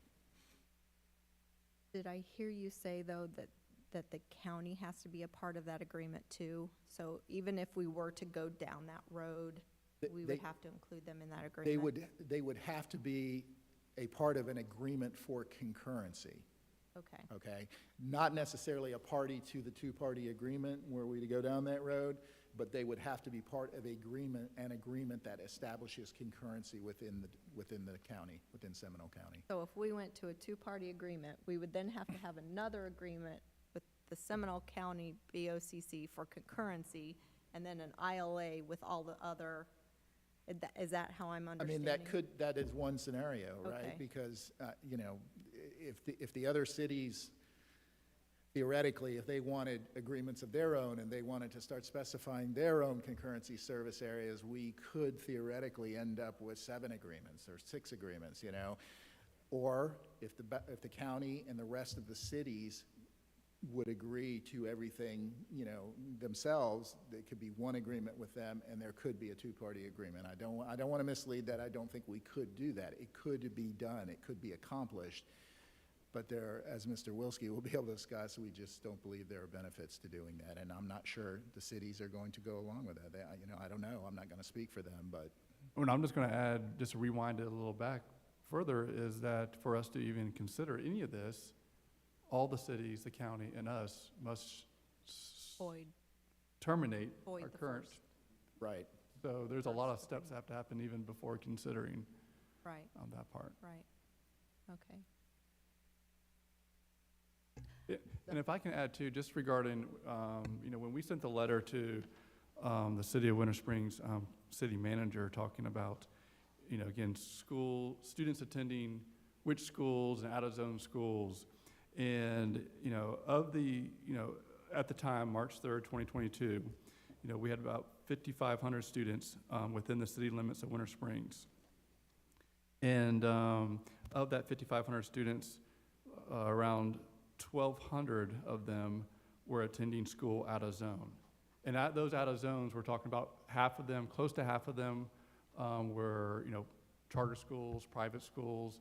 And you gotta remember, we are a district, a system of choice. Choice district. So those parents, again, parent choice, they chose for their children to attend one of our other schools. They chose, parent choice, to attend a private school or our charter school. And you know, we talk about Geneva. The students going to Geneva, again, were either parent choice or they were zoned to go to a Geneva. So that's, I just wanted to make sure that, again, overwhelmingly, the students, the children of Winter Springs, again, they attend, the schools they're attending are there by choice, whether it's in their attendance zone or out of zone, it's by parent choice. And we are a choice school district, and I am for parent choice. Absolutely. And I really feel that we can empower the parents better if we work collaboratively together with everyone in the county. And the only way to achieve that is if we're all together, because we have 2 PTACs and 2 PSFPCs, you're not truly representing your constituency group, because so many in your constituency group could be at another CSA that you wouldn't know about. So I still feel very strong that we need to, I understand Member Kress, and I agree with you that we know it's taken us how many years, and this is how far we've gotten. Nothing is going to happen in the next month as far as signatures on a document, but I really feel it's important to keep this up front and in a very high important mode, because there's going to be changes perhaps in some elections, but I would be all for even scheduling the meetings now to at least have them on the books, because we know how long ahead of time we have to publicly notice it, and we know what people's calendars are like, but I don't mind us taking the lead of showing that we do want to get agreement with everyone in this community, and the action steps we're taking is to schedule some meetings in the future perhaps. So I think that what I'm hearing, and I'm just going to reiterate it for the record, is, Ms. Beeman, that I think this board has no interest in entering into a 2-party agreement with Winter Springs only. And if you want to move forward with scheduling another possible managers meeting after the election to get this moving forward and figure out how we can work collaboratively with everyone, and not create silos of communication and information sharing, maybe Absolutely. December or going forward? If that- Absolutely. We will, the request, obviously, was to consider the proposal, which you all have done. So we will share that with the city of Winter Springs, and then we will move forward with attempting to get the managers and our staff back together in latter part of November, December. Madam Chair, Yes. could I Yes. also add to that, just to be totally transparent, I appreciate we're going to reply to a letter that was addressed to us from the city of Winter Springs, but I would like to also at least update everyone else who has already brought before their boards and signed the agreements. Could we give them an update as to where we stand as well, so they at least know in total transparency what we're doing? So I'd appreciate that. We can do that as well. Okay. Thank you both. Thank you. Board members, the next item for my update, just wanted to let you know that we had two really great events that our students participated in over the last weekend. Well, on Friday, we had our first time at the Historically Black College and University Day at Disney, where more than 450 of our students attended, where 30 to 40 historically black colleges and universities were there to talk with them. And some students were admitted into those universities on site, and some students received scholarships on site. We're going to bring back for you for our focus on student achievement a full presentation once we get all of the data, but latest count, it's that our students received $1.1 million in scholarships on Friday. So very excited about that opportunity for our kiddos. We also had the Sci-High College Fair on Saturday, and I stopped in, and you'll remember that we had a presentation by a number of students last year about the college fair. So it was nice to see that the logistics that were talked about, and also those conversations that were happening with the college admissions officers and the students and the parents right there at the 9th grade center. So two great events, two great opportunities for our students to kind of further their college and university dreams. And so we're going to bring both of those back to you to get you some information, full update on those programs. But I was really excited about the $1.1 million. So, and that we're still counting. Since the last time we met, we also had a little hurricane. So wanted to update you all on, as you know, since our last meeting, obviously this year, as opposed to some of the other years in the past, when we do hurricanes, we've had more of a responsibility because of the agreement that you all signed in regards to shelters and staffing and so forth. So it was our first real opportunity under the newer agreement, and I have to say that Captain Fortenberry and Lieutenant Martin really went full forward in making sure that we were ready and prepared during this latest event. We started really looking at prepping for the tropical storm at that time on September 23, and we started our meetings on Sunday, September 25, with the Emergency Operations Center, and continue to debrief with them, continue to then talk with our cabinet about the possibility of having to close schools. That was the first conversation. And obviously, we did have to close schools in order to, first of all, open shelters, 8 shelters throughout the district, widely staffed by SCPS employees that volunteered to be a part of our obligation to make sure that we can do that for our community. By September 27th, based on the monitoring of the storm with our community partners, meeting with the cities, the Emergency Operations Center, we determined that we needed to close, and we opened the shelters and move forward with making sure that those in our community that needed to be sheltered could, A, get there. Thank you, Department of Transportation. Making sure that those folks that needed to be transported, that happened. We also continue to have those conversations, talked with the Department of Education, talked to twice a day, and talked to FAS, and talked to just to continuously make sure that we were looking at being great community partners and moving our community through the event.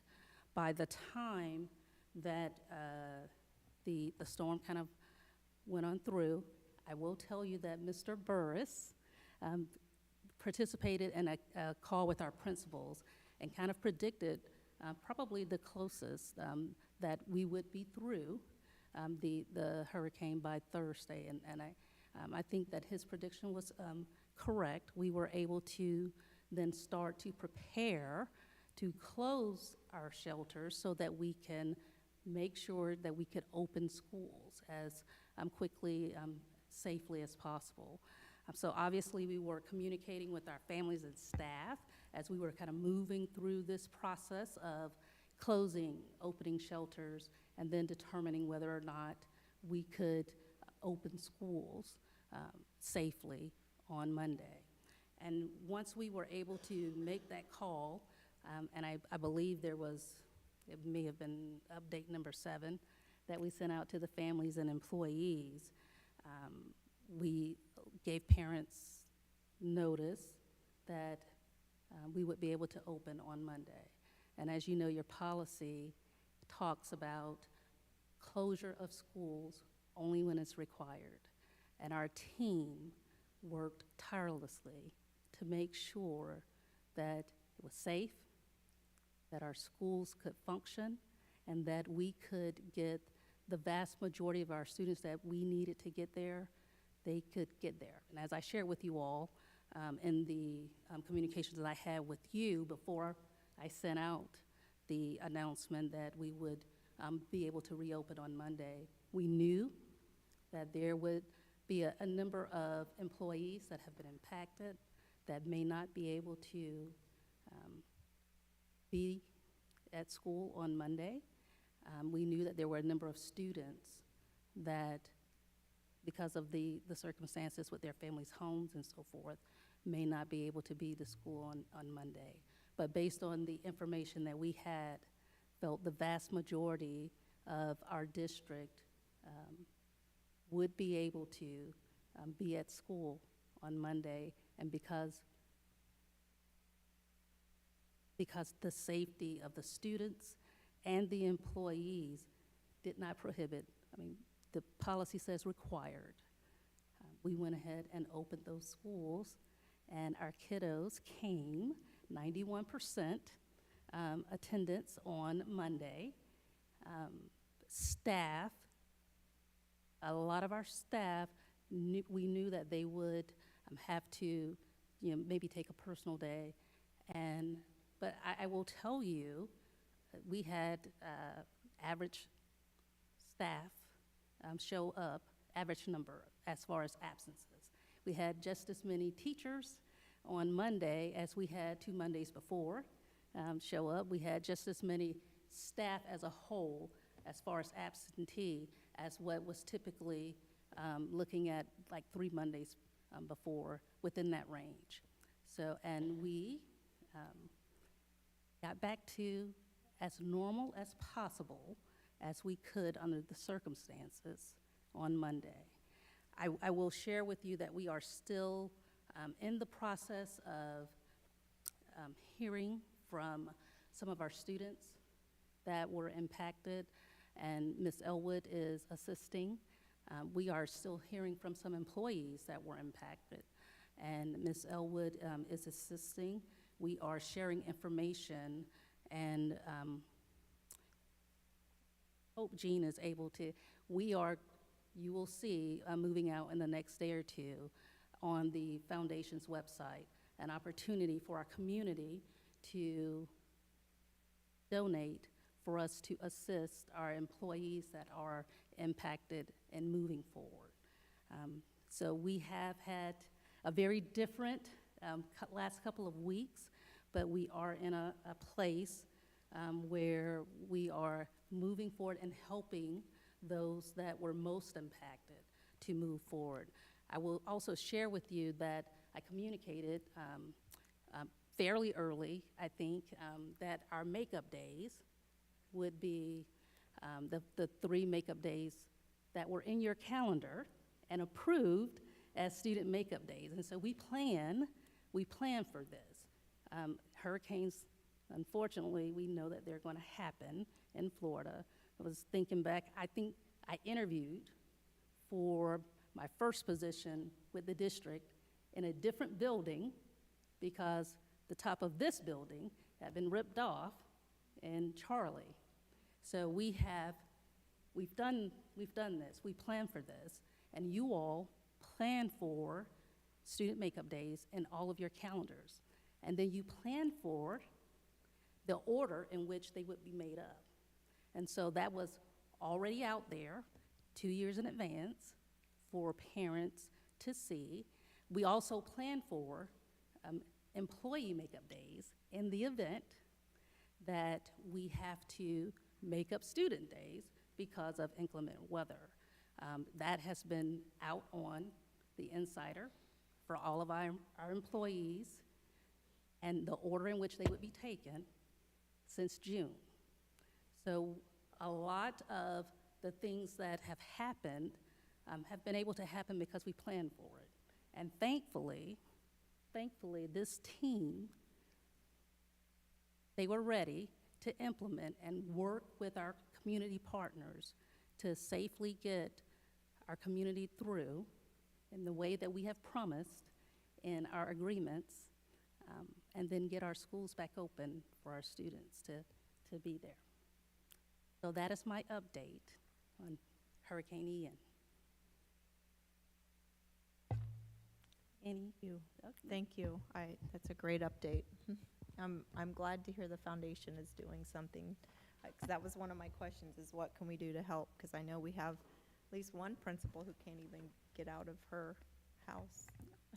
And we still have a number of opportunities that we are continuing to look at, including kind of sharing with other organizations where the resources on those things that we can or the foundation can't do, that we can help facilitate. And so that's part of the process that we're looking at. Thank you.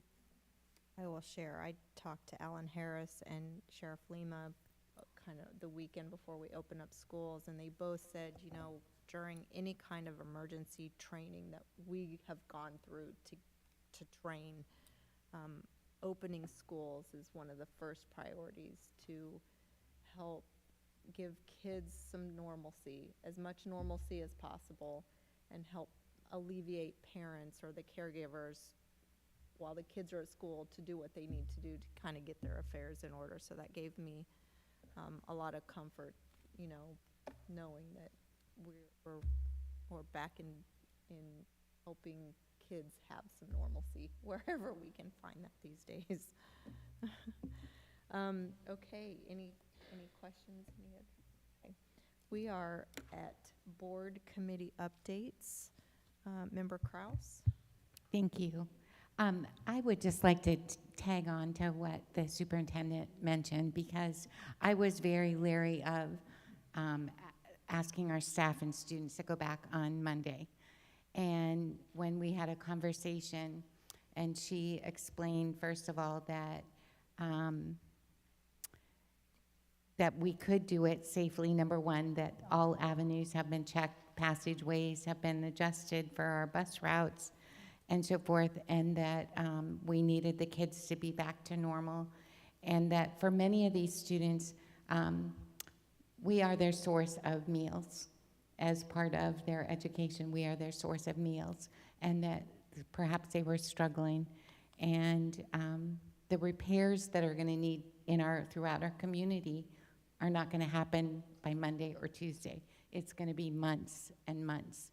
And she talked me off the ledge that yes, we really do need to get our kiddos back. And I want to thank her for that. And also take the opportunity, I think Ms. Sandberg mentioned earlier, our food banks, our food pantries at our schools. This is a great opportunity. Non-perishable items, just call the front desk and find out when you can drop off. But there are many families that are still struggling, and any help that our community can bring, sing it loud and share the news. As far as my committees, I'm sorry, that was off topic. Our Business Advisory Board rescheduled or canceled because of the storm. We were supposed to meet on that Thursday, and they changed. We'll just meet in December. And a big thank you to all of our staff, starting with the captain and moving on through the entire staff. It was a phenomenal communication and working together cohesively. I guess the one committee or one event was we were able to thank our transportation and maintenance departments with breakfast and lunch this past week, and they were incredibly grateful. It's a minor thing, but a big thank you from all of us, and it was a pleasure to be able to do that. Thank you. Thank you. I'm Almond? going to piggyback on that, because it's not just thank you to everyone that volunteered, but they did so happily, with great joy, which was very comforting to the people at the shelters. So I have represented, but just to bring information back and forth, for Human Trafficking Task Force over the years. And they have an active Facebook page, so you can always get information there. They're going to have an event in January, likely the 21st, and it'll be Human Trafficking Awareness Month, and they do some type of a red sand event. I don't know what that looks like. It's a little bit early. They just started planning. I went to Sable Elementary. I want to thank Lisa Rosen, a parent, who invited me out to see their gardens. And they all have a different theme to them, and the kids can learn a lot from being out there. Some they're able to take some things home, to their family to share. We talked about Early Learning Coalition earlier today, and I had an opportunity to visit about 2 or 3 weeks ago, spent an hour there. They're looking for a new location because they back up to like sit or something, some dog service, where the balls and the frisbees are constantly knocking against the wall all day long while they're trying to meet with parents and toddlers to get them enrolled in early learning. And they're growing, their program's growing. But 2 comments I have with regard to them. There's a lot of turnover from all the people who typically sit at the table. Some like Annalyn Jones, who retired. So they wrote a letter to Ms. Beeman to see about bringing everybody together and getting everyone on the same page. They have extra resources that they can help us with. They also, they had a lack of, I think, 3 members on their board for a long time, including the chair vacancy. So it makes it a little tough to operate when your leadership isn't there to tell you, what's been going on. And then lastly, it's Workplace Giving campaign through the Foundation for Seminole County Public Schools. And tomorrow I, along with Shane Wolf from DACG, will present at Casper Elementary. That's my report. Member Calderon.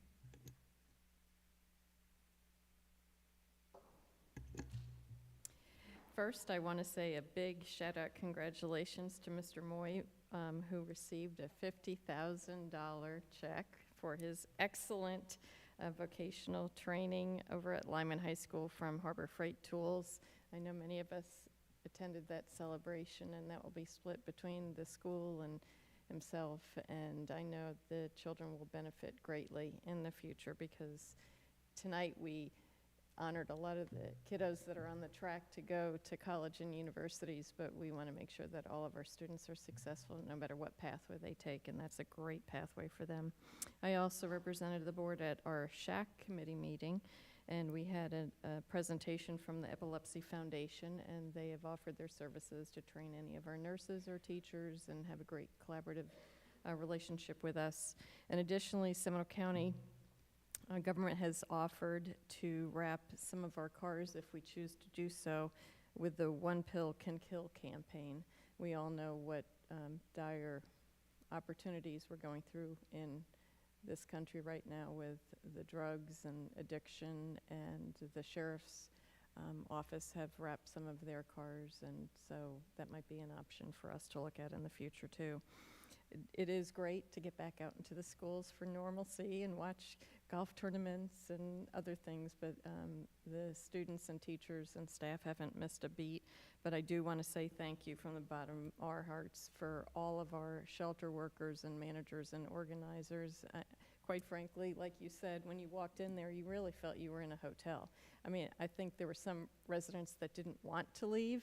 They were waiting for movie hour, they were waiting for bingo, they were waiting for their fresh cooked hot meals, and every staff member was smiling and happy and going above and beyond the call of duty. So I know they had to leave their families to be able to serve our community, and my hat goes off to them.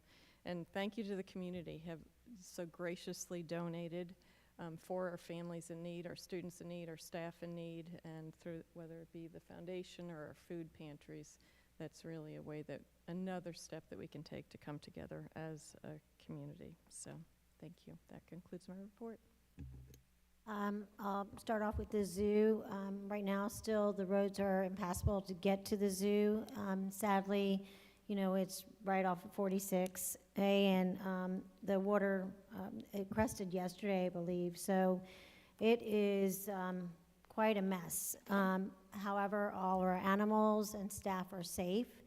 And I commend the staff and our new CEO, Richard Glover, for everything that they're doing over there to make sure that everything is safe there. They're still trying to plan the zoo Boo-Hoo Bash that will be safe, where the kids can dress up and pass out candy in a safe area on the weekend of October 22nd, 23rd, as well as the 29th and 30th from 9 until 3 p.m. And just visit the Central Florida Zoo.org and see some of the different events that are still being planned that they're working on. Luckily, like I said, all the animals are healthy. Some of the flamingos and the monkeys had to be brought inside, and they were stressed. You know, I don't think a lot of people realize, but this stresses out not just, you know, the humans, all of us, but it stresses out a lot of the animals as well. Also, the coalition yesterday, I was not able to attend the call as we were doing our maintenance and transportation breakfast and lunch that Superintendent Beeman and the cabinet had done so graciously to the fabulous workers and everything. So thank you so much for the, I mean, kudos. All the workers were just so appreciative and really went way above and beyond. But the coalition meeting, they did talk about mental health and a little bit about hurricane update. So, you know, we may be semi-okay in your area, some areas are not. Keep, you know, in mind there's so many of our neighborhoods that are still having issues, as well as, you know, some other parts of Florida. So put them in your prayers. As well as remember that, you know, I was talking, my son is in, you know, plumbing and AC and everything like that, and the amount of supply chain issues that we have had ever since the pandemic are unbelievable. And everybody is fighting for the same parts and the same things, and it's just the stress that our facilities and everything are under, and we're all trying to get the same parts. Thank you for everybody that's trying to reach out and trying to find the parts and get them here as fast as we can. But keep in mind that everybody's fighting for the same things. EOC, the Emergency Operations Center, kudos to all of them, Alan Harris and Dennis and all of us that were all on the calls, finding out about everything. If you haven't, make sure you're signed up for the resources and the alerts, because there are a lot of resources out there for families that have been affected by the hurricane, even if you lost power. and you lost food, there's services out there that will be available for everyone to apply for SNAP and get some additional funds to help get food back in their pantries. And like I went to the different shelters as well, and to see all the, usually help set up the centers for the students so they can have time to interact with each other and everything. But everything was already ready to go, the games and everything like that. And so the kids that were there were really appreciative to have, and the parents, of course, to have something for their children to do. This weekend, Dee Dee Schaffner Marching Band Festivals this weekend at Lake Mary High School. It's at 6 p.m. on Saturday. That's going to be a fabulous event. Of course, we have Hispanic Heritage Celebration. That's from 11 to 1. That is at the Lake Mary Farmers Market. And, of course, Winter Springs is having their annual Arts Festival this weekend from 10 to 5 on October 15th and the 16th that we all love to go to. Allie's Hope is having their Glassful of Hope coming up. That is December 7th from 5:30 to 8:30. And that's, of course, for mental health. Please check out their website. Many of us are very big advocates of mental health. And with World Mental Health Awareness Day being yesterday, and, every day as far as I'm concerned, it's just as important as any other part of our health. I just wanted to end with this. We ask that you take this time to check in on yourself and your mental health. Remember, it's okay not to be okay, and it's okay to ask for help. Check out our website for more resources. All you have to do is type in mental health in the search bar on our SCPS website, and you will see an array of wonderful videos, 101 mental health videos. You can also remember that this federal government in May now has a 988 crisis hotline for suicide, as well as the nationwide hotline for any kind of crisis that people can reach out to. And also wanted to mention and thank the Social Studies Committee and Dr. Weissong and all the fabulous teachers and parents that are serving on the committees. All the information that's in our books and how they thoroughly went through everything. And I also wanted to state that this is something that, it's not just done by us, but it's a DOE requirement. We do not get textbook money until the state gives it to us, so it's all, doesn't just say, okay, today we're going to decide we need textbooks. Because believe me, I've been asking for social studies textbooks for elementary school for years, and it didn't work that way. So the state just basically gave us some money just recently, the whole entire state, and that's how all the process is being worked out, and that's why everybody throughout the state. And I've sat on these committees and know that everything comes in bulk, and when you buy a series and parents could come and view the different books and see all the different things like that, it's lumped together. So even the workbooks and the CDs and everything like that, some of them are consumable, and they give us a special price, but it's a statewide rate that they say, okay, here, this is what you're getting on behalf of if you adopt this textbook. You will get this workbook. Some of them may use it as a consumable and some may not. So just on that, everybody stay healthy and have a great weekend. Ms. Beeman, yesterday or today, I think we sent out an email to all staff about the hurricane resources out there available, correct? I just want to make, The resources have been listed on our website. Right. And then we have been sending out any updates, but I think what you're referring to is the employee, government employee information that we sent out in the last couple of days from Mr. Harris. And that is particularly for government employees and that resource that is being okay, sent. all right. I just want to make sure that that was out there. My days are running together, so forgive me. Within the last couple weeks, thank you to Grace and her team for the great administrative professionals welcome event that she did. I want to add, Red Apple Dining was celebrated yesterday as well, not just transportation and maintenance. Oh, I'm sorry. No, that's okay. It's okay. I just wanted to make sure that they didn't feel left out in all of this, because they did they all come in and feed everyone in the shelters as well. You know, we all have kind of touched on it, and I will continue to report the numbers, but we now have 1,588 homeless students, which is a huge increase due to Ian. So anyone in the community can help, please reach out. Right now is benefits enrollment, so staff, make sure that you get that in. And a big, huge thanks to the wellness department who did help make yesterday possible. So wanted to make sure that they were recognized for that. That is all of the board comments. So we will now move on to the non-agenda public speaking segment. Vice Chairman Sanchez provided a clear statement of the requirements for civility and decorum during the school board meeting pursuant to board policy. I would like to reiterate that the non-agenda public speaking comment section of the meeting is not a forum to engage in personal attacks, heckling, abusive comments, or verbal outbursts in disruption of conducting an orderly meeting. Remarks must be related to business of the district. Should a speaker persist in conduct and violating the board policy, the microphone will be turned off and the speaker will be instructed to step away from the podium. Everyone in this assembly is warned that failure to conduct oneself as stated may be removed. Each speaker will have 2 minutes.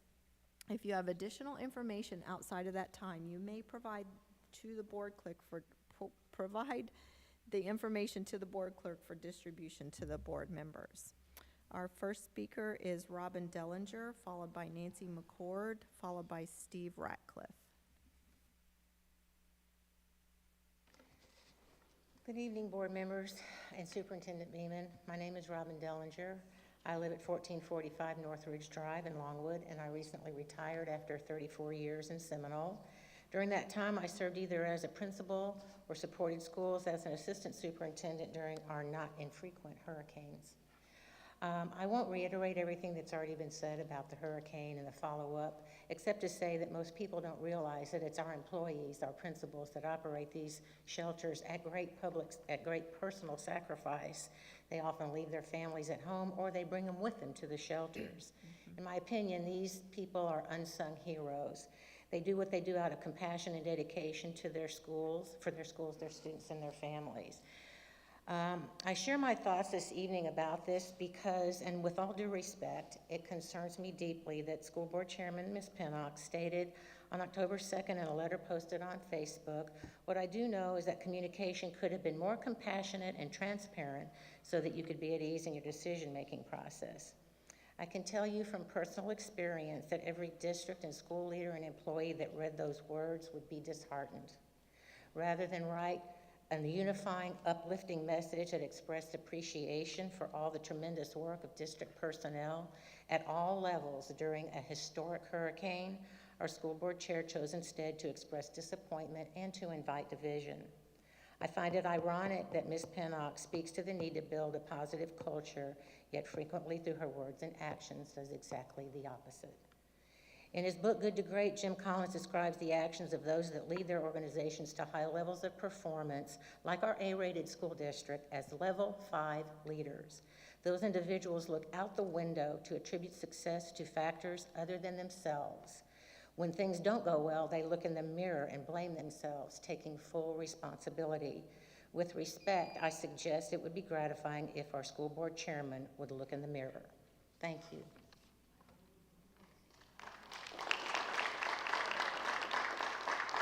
Order, please.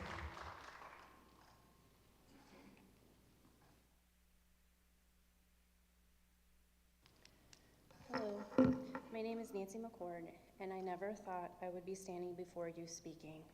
I have been with Seminole County Public Schools for 14 years. We as teachers have never felt like this. Many teachers are feeling broken. Each day we are asked to do more, each meeting more, each PLC more. Do more, provide more, when we are already giving our all. Common boards, Tier 2 interventions, Tier 3 interventions, data points, new standards, new curriculum, walk to intervention, and classes that are doubled with 40 students in a classroom. It takes a toll on our health, on our mental well-being, but we put our heads down and we figure out a way to do what is asked of us. In a classroom of 40 kids due to deteriorating building conditions, we are moms, nurses, teachers, counselors to our students each day. We guide them, we hug them, we wipe away their tears, we help them when they're sad, we celebrate their successes, we listen to the horrible things that are happening to them at home. We give them food and clothing from our own pockets. We give them extra support to help them through the days, all while being asked to do more. Many teachers are going home crying each day. These are not just any teachers. These are incredible, irreplaceable teachers that you will be losing if you don't start listening. These are teachers that made sure Evans Elementary was at the top with its student scores. It's too much. We are already giving all we have. And on top of all of this, our own families are suffering because we are being sucked dry, mentally, emotionally, and physically at our job. We're losing sleep because we feel so broken. Please stop asking for more and start treating us with some respect.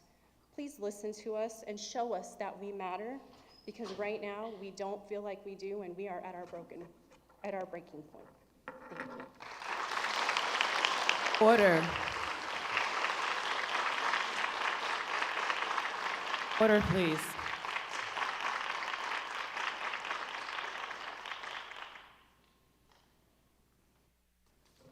My name is Stephen Radcliffe. I live at 751 East Chapman Road.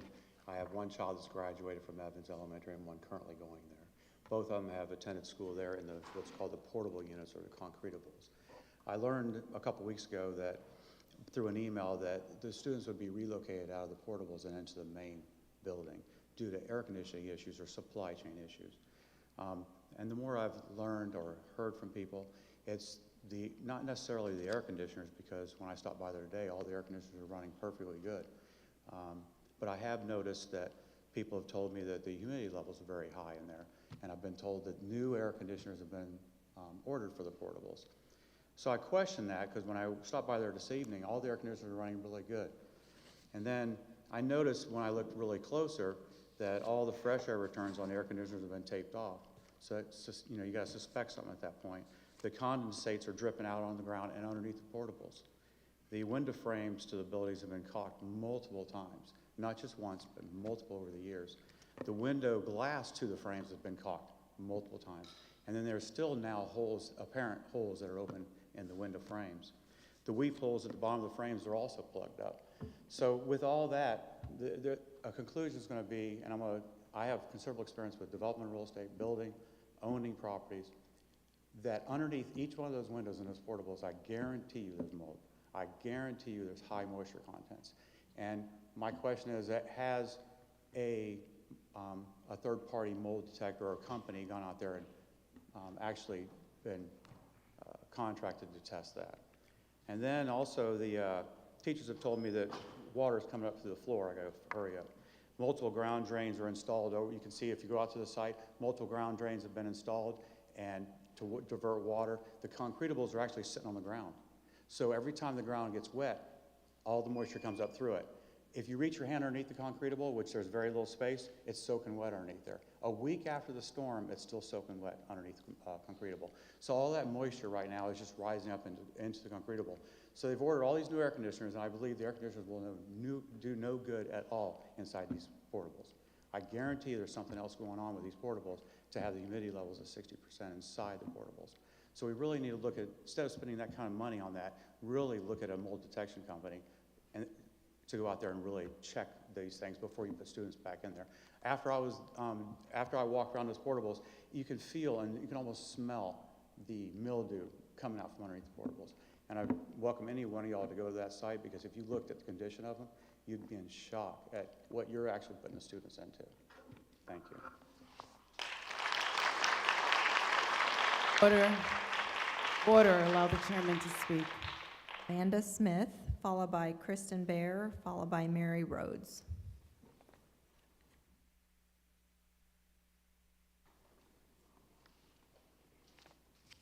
Good evening. I'm Amanda Smith, and I thank you for having us here tonight to speak.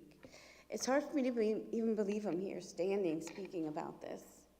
I'm one of the most patient and easygoing people you will ever meet.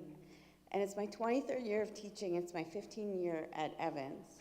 I work for SCPS, Seminole County Public Schools, a very highly rated county, with the means to resolve so many of the issues we're facing on my campus. My third graders need and deserve my time and my attention. This year, 1/3 of my class, a whole 1/3 of my class, is classified under the district category of being significantly behind in reading, 2 levels or more behind. And we've endured classroom temperatures since the beginning of the year with these students, being 80 degrees with high humidity on a regular basis.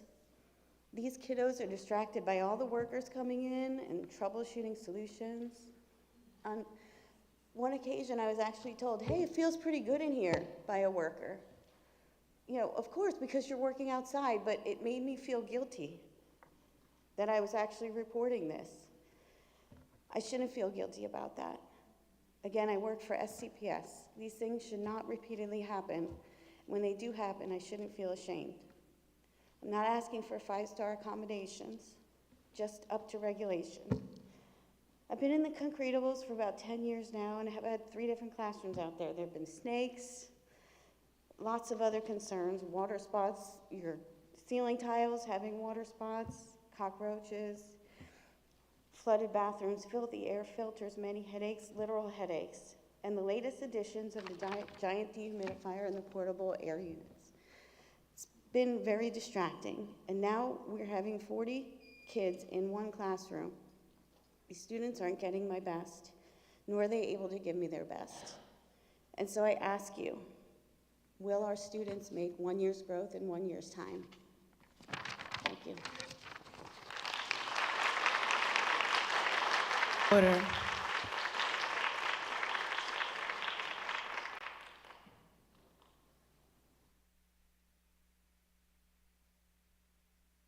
Hello everyone, my name is Kristen Baer and I have sent each and every one of you an email regarding this. You guys should also have received 2 doctor's notes from 2 separate providers. My child has been sick, very sick, since school started. He is in a concretable until he got moved into one of these classrooms with over 40 students. That is absolutely absurd. It's a safety issue. It's a detriment to these poor children who are already at a disadvantage at this point. Unfortunately, COVID was outside of our control, but putting 40 kids in a classroom is unacceptable. Any way you look at it, it is not safe. How can they focus? How can they concentrate? My son has had ear infections. My son is a chronic asthma sufferer. His asthma is out of control. I went to both his ENT. He lost hearing due to the ear infection in his ear. It's still coming back very, very slowly. That's unacceptable. Solution is to put 40 kids in a classroom with what, a portable AC unit in the classroom? Because again, the room that they got moved into inside the main building, the AC also doesn't work. Not acceptable. There is mold in those concretables. I promise you that.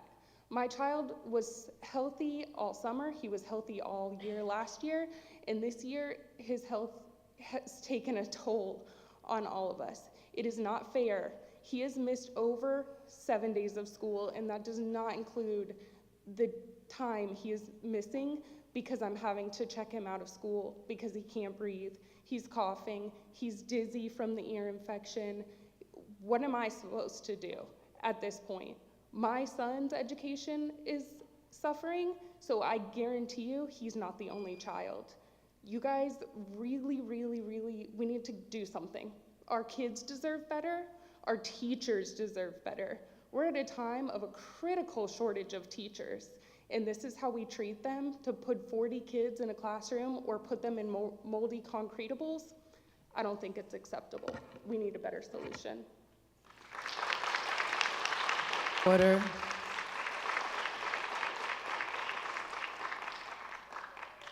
Hello.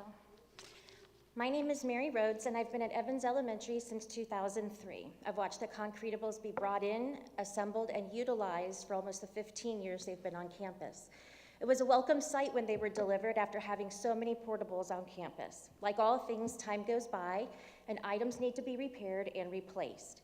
Years of patchwork, making do, and unavailable supplies have taken a toll on our building, but also on our working and learning environment of our classrooms. Imagine teaching with temperatures in the classroom over 80 degrees and humidity levels at 90%. Imagine being pregnant at the same time. Imagine students being absent due to lung and sinus conditions because the air quality is questionable. Imagine your struggling student trying to work while a cockroach crawls across their desk. And lastly, imagine trying to feel safe in a classroom when we find snakes in it. Okay, it's not a pretty picture. Now think of this. Students that have suffered the most academically because of COVID are in second grade. Based on the first iReady reading diagnostic, 69% of your Evans Elementary second grade students are below grade level. We can no longer use Band-Aids to cover up these situations if you want us to close your learning gaps. So we think outside the box. We become displaced to other makeshift classrooms in the building and teach these below grade level students. We teach them with 40 students in the classroom or even in the former computer lab. Yet again, it's a Band-Aid, not a solution. Seminole County is a top-rated county in the state of Florida. Who made the most learning gains? Who made it within the top 10% of the state? Evans Elementary. This is not due to state standards or your curriculum. This is from the staff who provide a learning environment where students face struggles with perseverance, success with pride, and we celebrate the achievements along the way. This is an unnecessary situation we face. We look to you for the permanent solution. May I have time to finish? But this is where I would love to ask to have a PLC building built. I'm not naive, but I think we deserve better than what you are giving us. I'm requesting mold and air quality tests to advocate for the kids who are becoming sick. I'm requesting the temperature to be set accurately to make up for the difference that our building is not insulated, which creates unacceptable humidity levels. We know our new AC units are on the way, but let's make sure the air is comfortable for students and teachers. Let's plan to change air filters monthly to account for our building being outdoors where there's more than dust existing. Let's spray for insects after school hours so that our breathing is not affected. Let's check all points of entry and seal them so the snakes can't get in. Most importantly, let's get these kids back in their classrooms. This is where we need your support, because without it, our solution can't happen. Thank you. Order.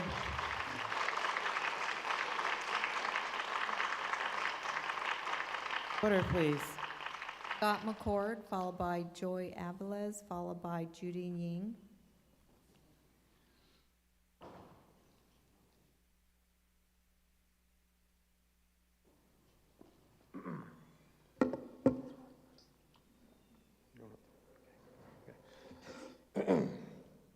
I'm Scott McCord. I'm from the troublesome Winter Springs, and I'm here to address the classroom conditions.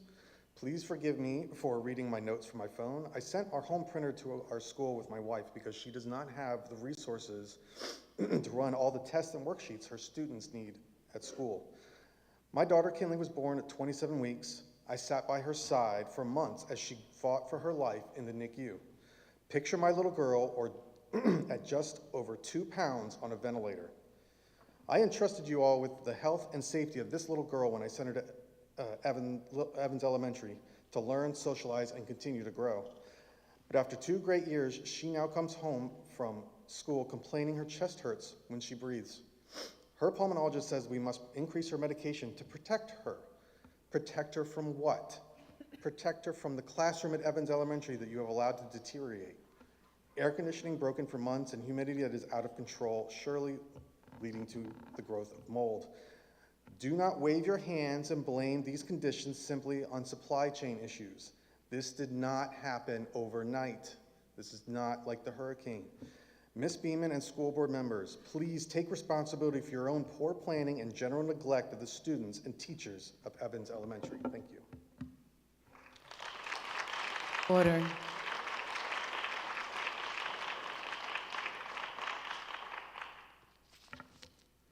Just give me a minute. I'm sorry, it touched me a lot. My name is Joy Aviles. I am here representing a teacher from Lake Howell High School. My name is Scott McNichol. I am an ESC teacher at Lake Howell High School and a former department chair.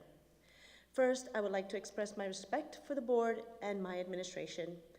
There are some issues which must be addressed to save the state of education in our county, where my children attend school. I started my career in New York City 20 years ago and would be making approximately $106,000 if I stayed versus my $54,000 salary here. It is so low, I cannot survive on it. Our pension plans are so poor that almost no teacher can retire efficiently. Enticing higher qualified teachers to Florida or Seminole County is a giant obstacle, and our shortage continues to get worse. The quality of education will continue to suffer and impact students in a major way.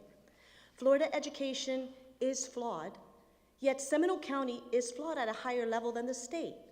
We claim to be an A county while qualified teachers 15 to 20 years of experience are leaving every day for another profession or to other counties with better insurance and higher pay. Yes, pay matters, insurance quality matters, and so do our pension plans.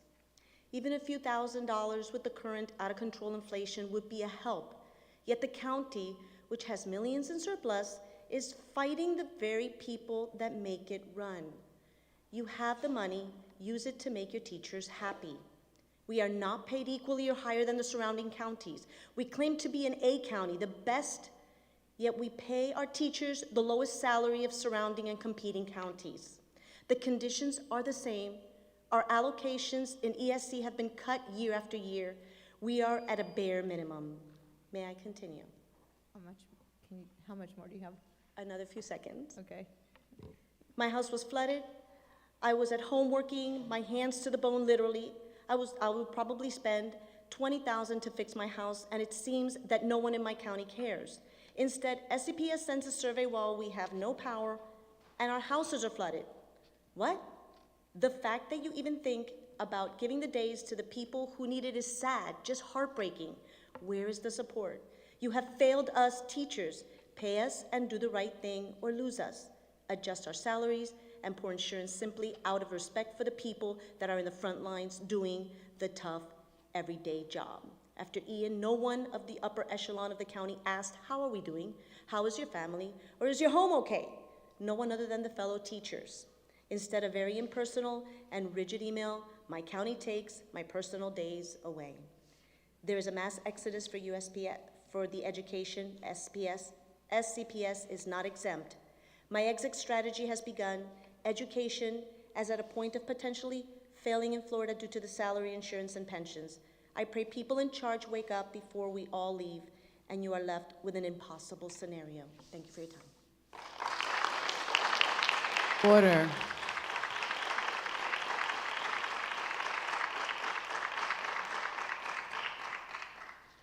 Good evening, Superintendent Beeman and board members. My name is Judy Ying, and I'm a teacher at Lake Howell High School and the Vice President of SEA.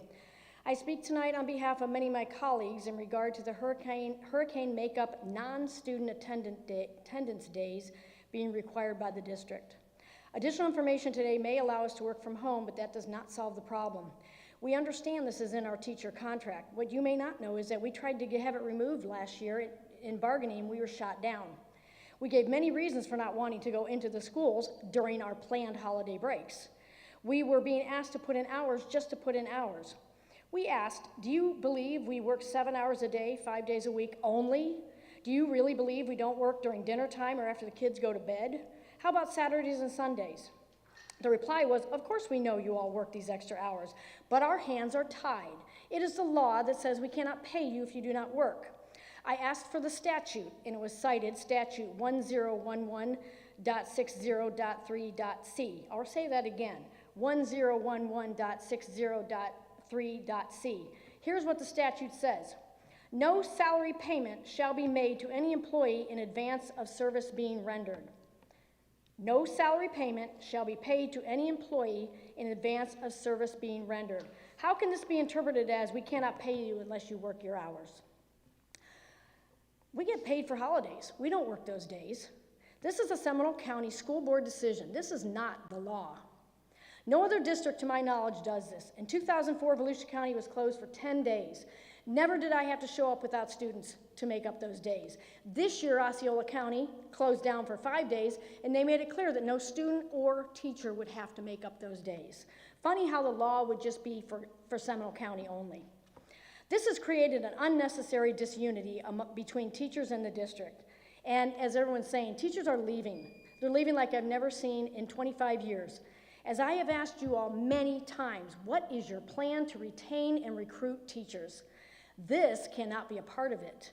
When will you realize when it's too late? Thank you.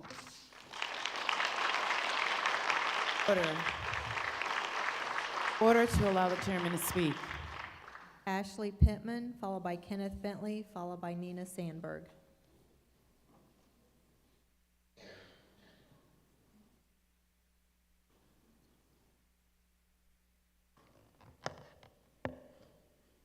Sorry, nervous, sorry. Good evening, Superintendent Beeman and school board members. I truly appreciate the opportunity to speak with you today and your time.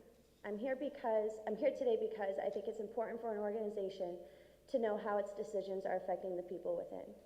I'm here to address the lack of professional courtesy and respect, specifically regarding the makeup teacher workdays. Back in 2005, I was a senior in high school living on the Gulf Coast of Mississippi when Hurricane Katrina tore through our home. I'm familiar with the devastation natural disasters such as Ian can cause. During this time, I was home from school for over a month. When we were finally able to get back into school again, my teachers were amazing. We never knew what was going on in their lives. We never knew that they had lost their home. We never knew that some of them had lost loved ones. They were there because they knew that's what we needed as their students. We needed them. And they were never asked to make up those days. I'm sorry, I'm nervous. That is what we're doing for our students now. That is what we did for our students last Monday. Teachers that are displaced and blocked by flooding still showed up because it was what our students needed. And we will keep doing that. We will keep showing up. We will keep doing our best. We will keep providing love and education to our students because that is what they need. But when we're told that we have to use our hard-earned personal days to make up for lost time, or to account for not being able to make it to work while our homes are in shambles, it really hurts. It feels like our district is not here for us, like they are not understanding, like they don't love us. It feels like a punch in the gut. The district had a great opportunity to be the front runner in teacher appreciation by saying, we know our teachers work hard, we know they provide excellent care for our students, we know they put in extra hours at home and on the weekends, and we do not need them to prove it. We could have been an example for positive change in the educational workforce, but instead, Seminole County felt it was not important. While adjustments have been made regarding this matter, the initial impact cannot be undone. In elementary school, we teach our students, think before you speak, or think and be smart, sorry. It's hard to fix a wrinkled heart. Please think about your teachers' feelings and morale as you make these decisions. Show others that SCPS cares about the well-being of its staff. Let other districts deal with the teacher shortage, not us, because we're awesome. Show them that Seminole County is the greatest district in the state for its students and its teachers.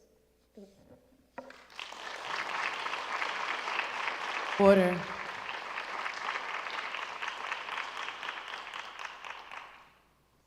Good evening, Superintendent Beeman, board members, school attorney.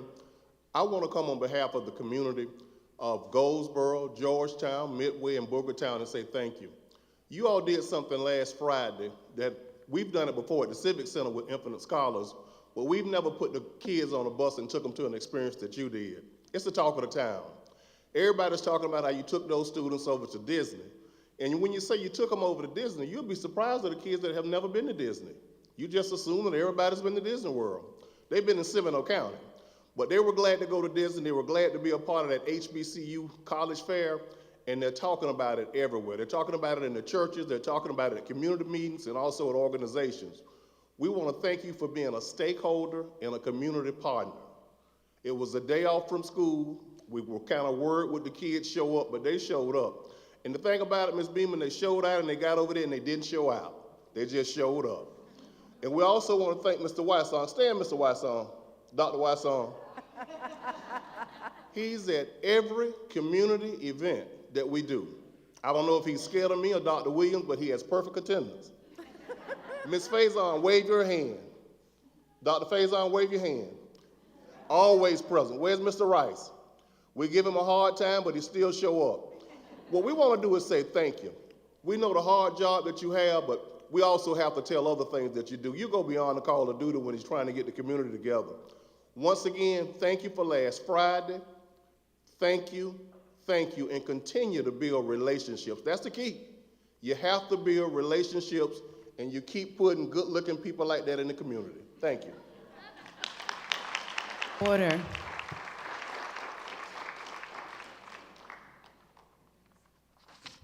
I'm Nina Sandberg, and I represent the peasants that you have told to just go eat cake like you are Marie Antoinette.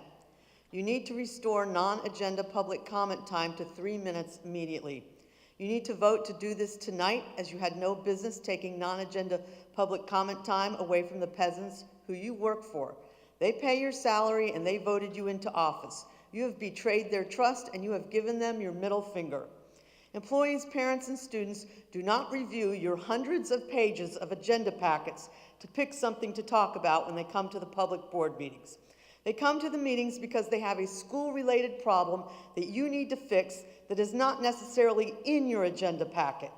They need at least 3 minutes and 380 lousy words to explain the problem to you. It is your job to listen to them and then to attempt to fix the problem. You are now so selfish, self-centered, and arrogant that you cannot give them 3 lousy minutes of your time to listen to their problems, even though they are paying you to do so. Who do you even think you are to treat the citizens who pay your salaries in this manner? Please take a vote tonight to change non-agenda public comment time back to 3 minutes tonight. Please do the right thing and do it tonight. Even our homeowners and condo associations give us 3 lousy minutes of non-agenda public comment time. Thank you. Order, please. Tillman. Jessica Tillman, followed by Stephen Cornea, followed by Brian Cooperman.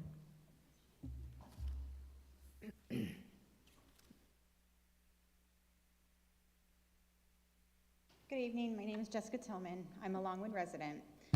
I have delivered most of the pocket constitutions to the middle schools.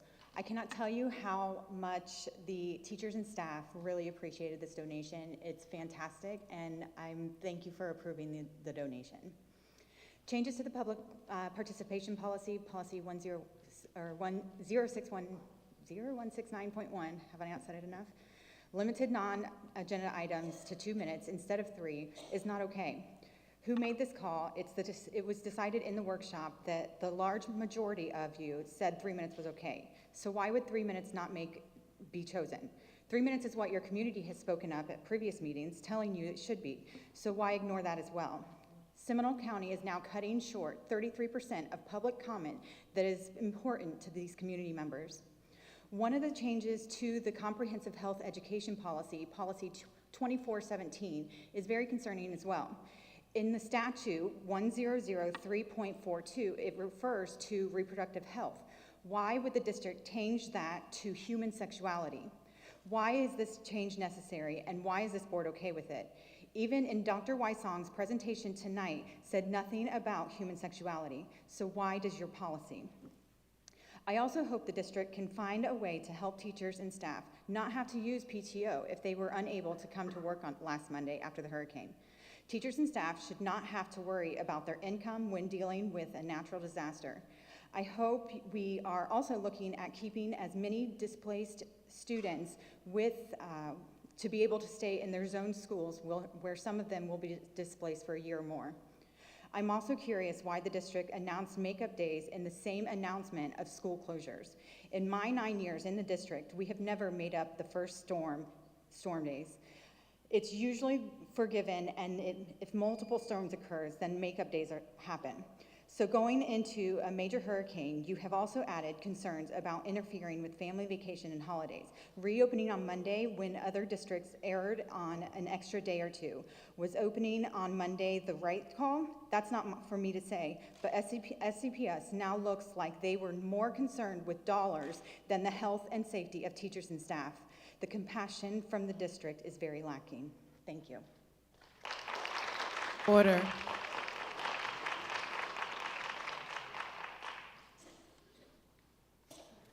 Madam Superintendent, members of the board, Dr. Calderon, you started off this evening with some quotes. I'd like to do that with mine. This evening we met several young students who scored perfect scores on their state testing. I noticed that principals were mentioned and thanked, parents were mentioned and thanked, but there seemed to be one group overlooked. And I'd like to quote the words of the American historian Henry Adams. "A teacher affects eternity. He can never tell where his influence stopped." Hopefully, as those children continue honoring their lives and continue onwards towards eternity, they will have the influence of great teachers. Richard Branson, the CEO of Virgin, once said, "I believe a good leader brings out the best in people by listening to them, trusting in them, respecting them, and then letting them have a go." You have great teachers in Seminole County. Unfortunately, for the first semester, they have not been allowed to have a go. They have not been allowed to teach. They've had to do fast tests, START tests, iReady diagnostic tests, growth monitoring tests, progress monitoring tests, and now quarterly tests. 10 weeks, 6 different sets of tests. Superintendent Beeman, you mentioned in your message last Friday, you wanted education to continue. I would argue from the point of view of teachers, we haven't been able to start it yet because of the overwhelming battery of tests that we're having to subject our students to.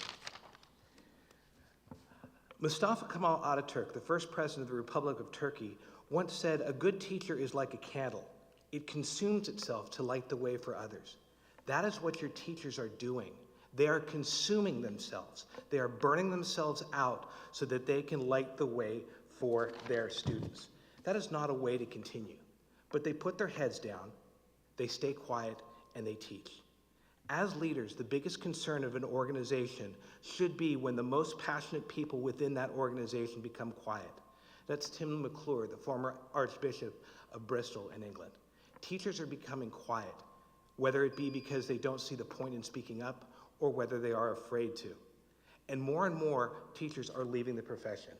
Hinma Tuwa Latkekt, otherwise known as Chief Joseph of the Wallowa Band of the Nez Perce Indians, a person who was largely not mentioned on Indigenous Persons Day yesterday, once said, "Hear me, my chiefs, I am tired. My heart is sick and sad. From where the sun now stands, I will fight no more forever."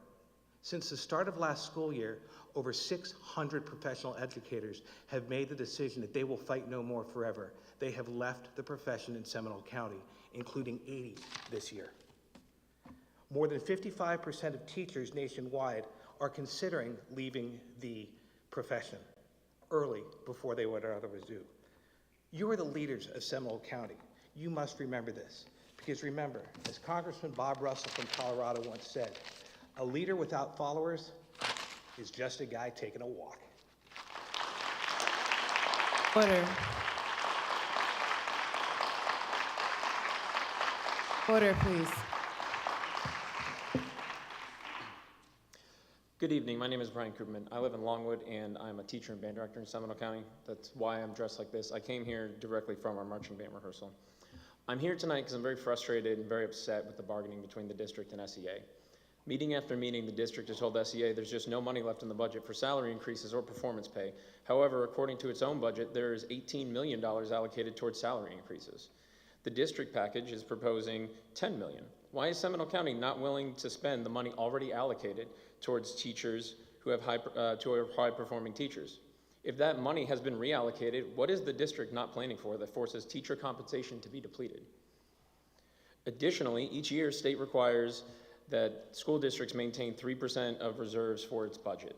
It's my understanding that Seminole County's policy is to retain 5%. Seminole County started the school year with 12% in reserves, $42 million. Why is it holding so much money? Seminole County is the highest rated school district in Central Florida. However, it's not going to be able to find quality teachers and retain the good teachers that they have currently by underfunding them in comparison to the surrounding districts. Highly effective teachers in Lake County will receive an increase of over $4,000. Highly effective teachers in Orange County will be receiving $2,400 in addition to a cost of living increase of $900.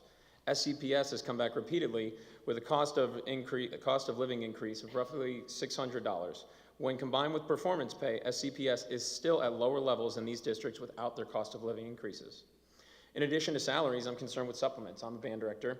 Band directors here earn less than their counterparts in their neighboring counties and in a lot of counties in Florida. High school directors work a minimum of 280 hours beyond our contracted hours. That's not a made-up number. This is a calculated number of minimum contact hours with students that our band programs do. The hourly rate of a new teacher times that 280 hours is roughly $9,240, or another way to put it, $5,000 more than our current supplement level. Middle school directors work on average 55 hours beyond the contracted hours. This would work out to $1,800 or $1,200 more than their current supplement amount.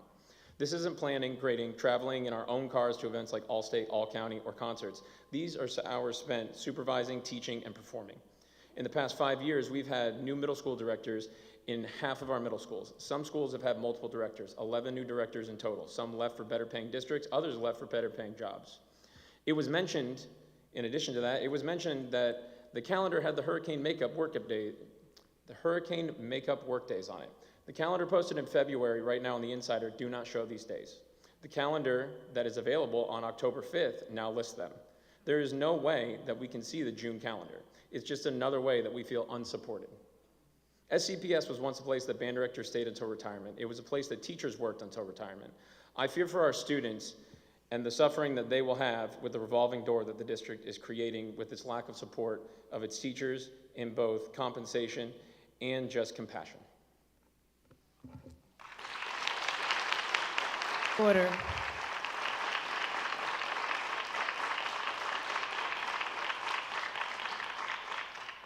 That concludes our public comment section. Mr. Wilski, I understand that you have a meeting tomorrow to discuss the Evans situation. If you would just follow up with the board members afterwards on a resolution so that we can understand what actions are taking place, I'd appreciate it. And that concludes this meeting. Thank you.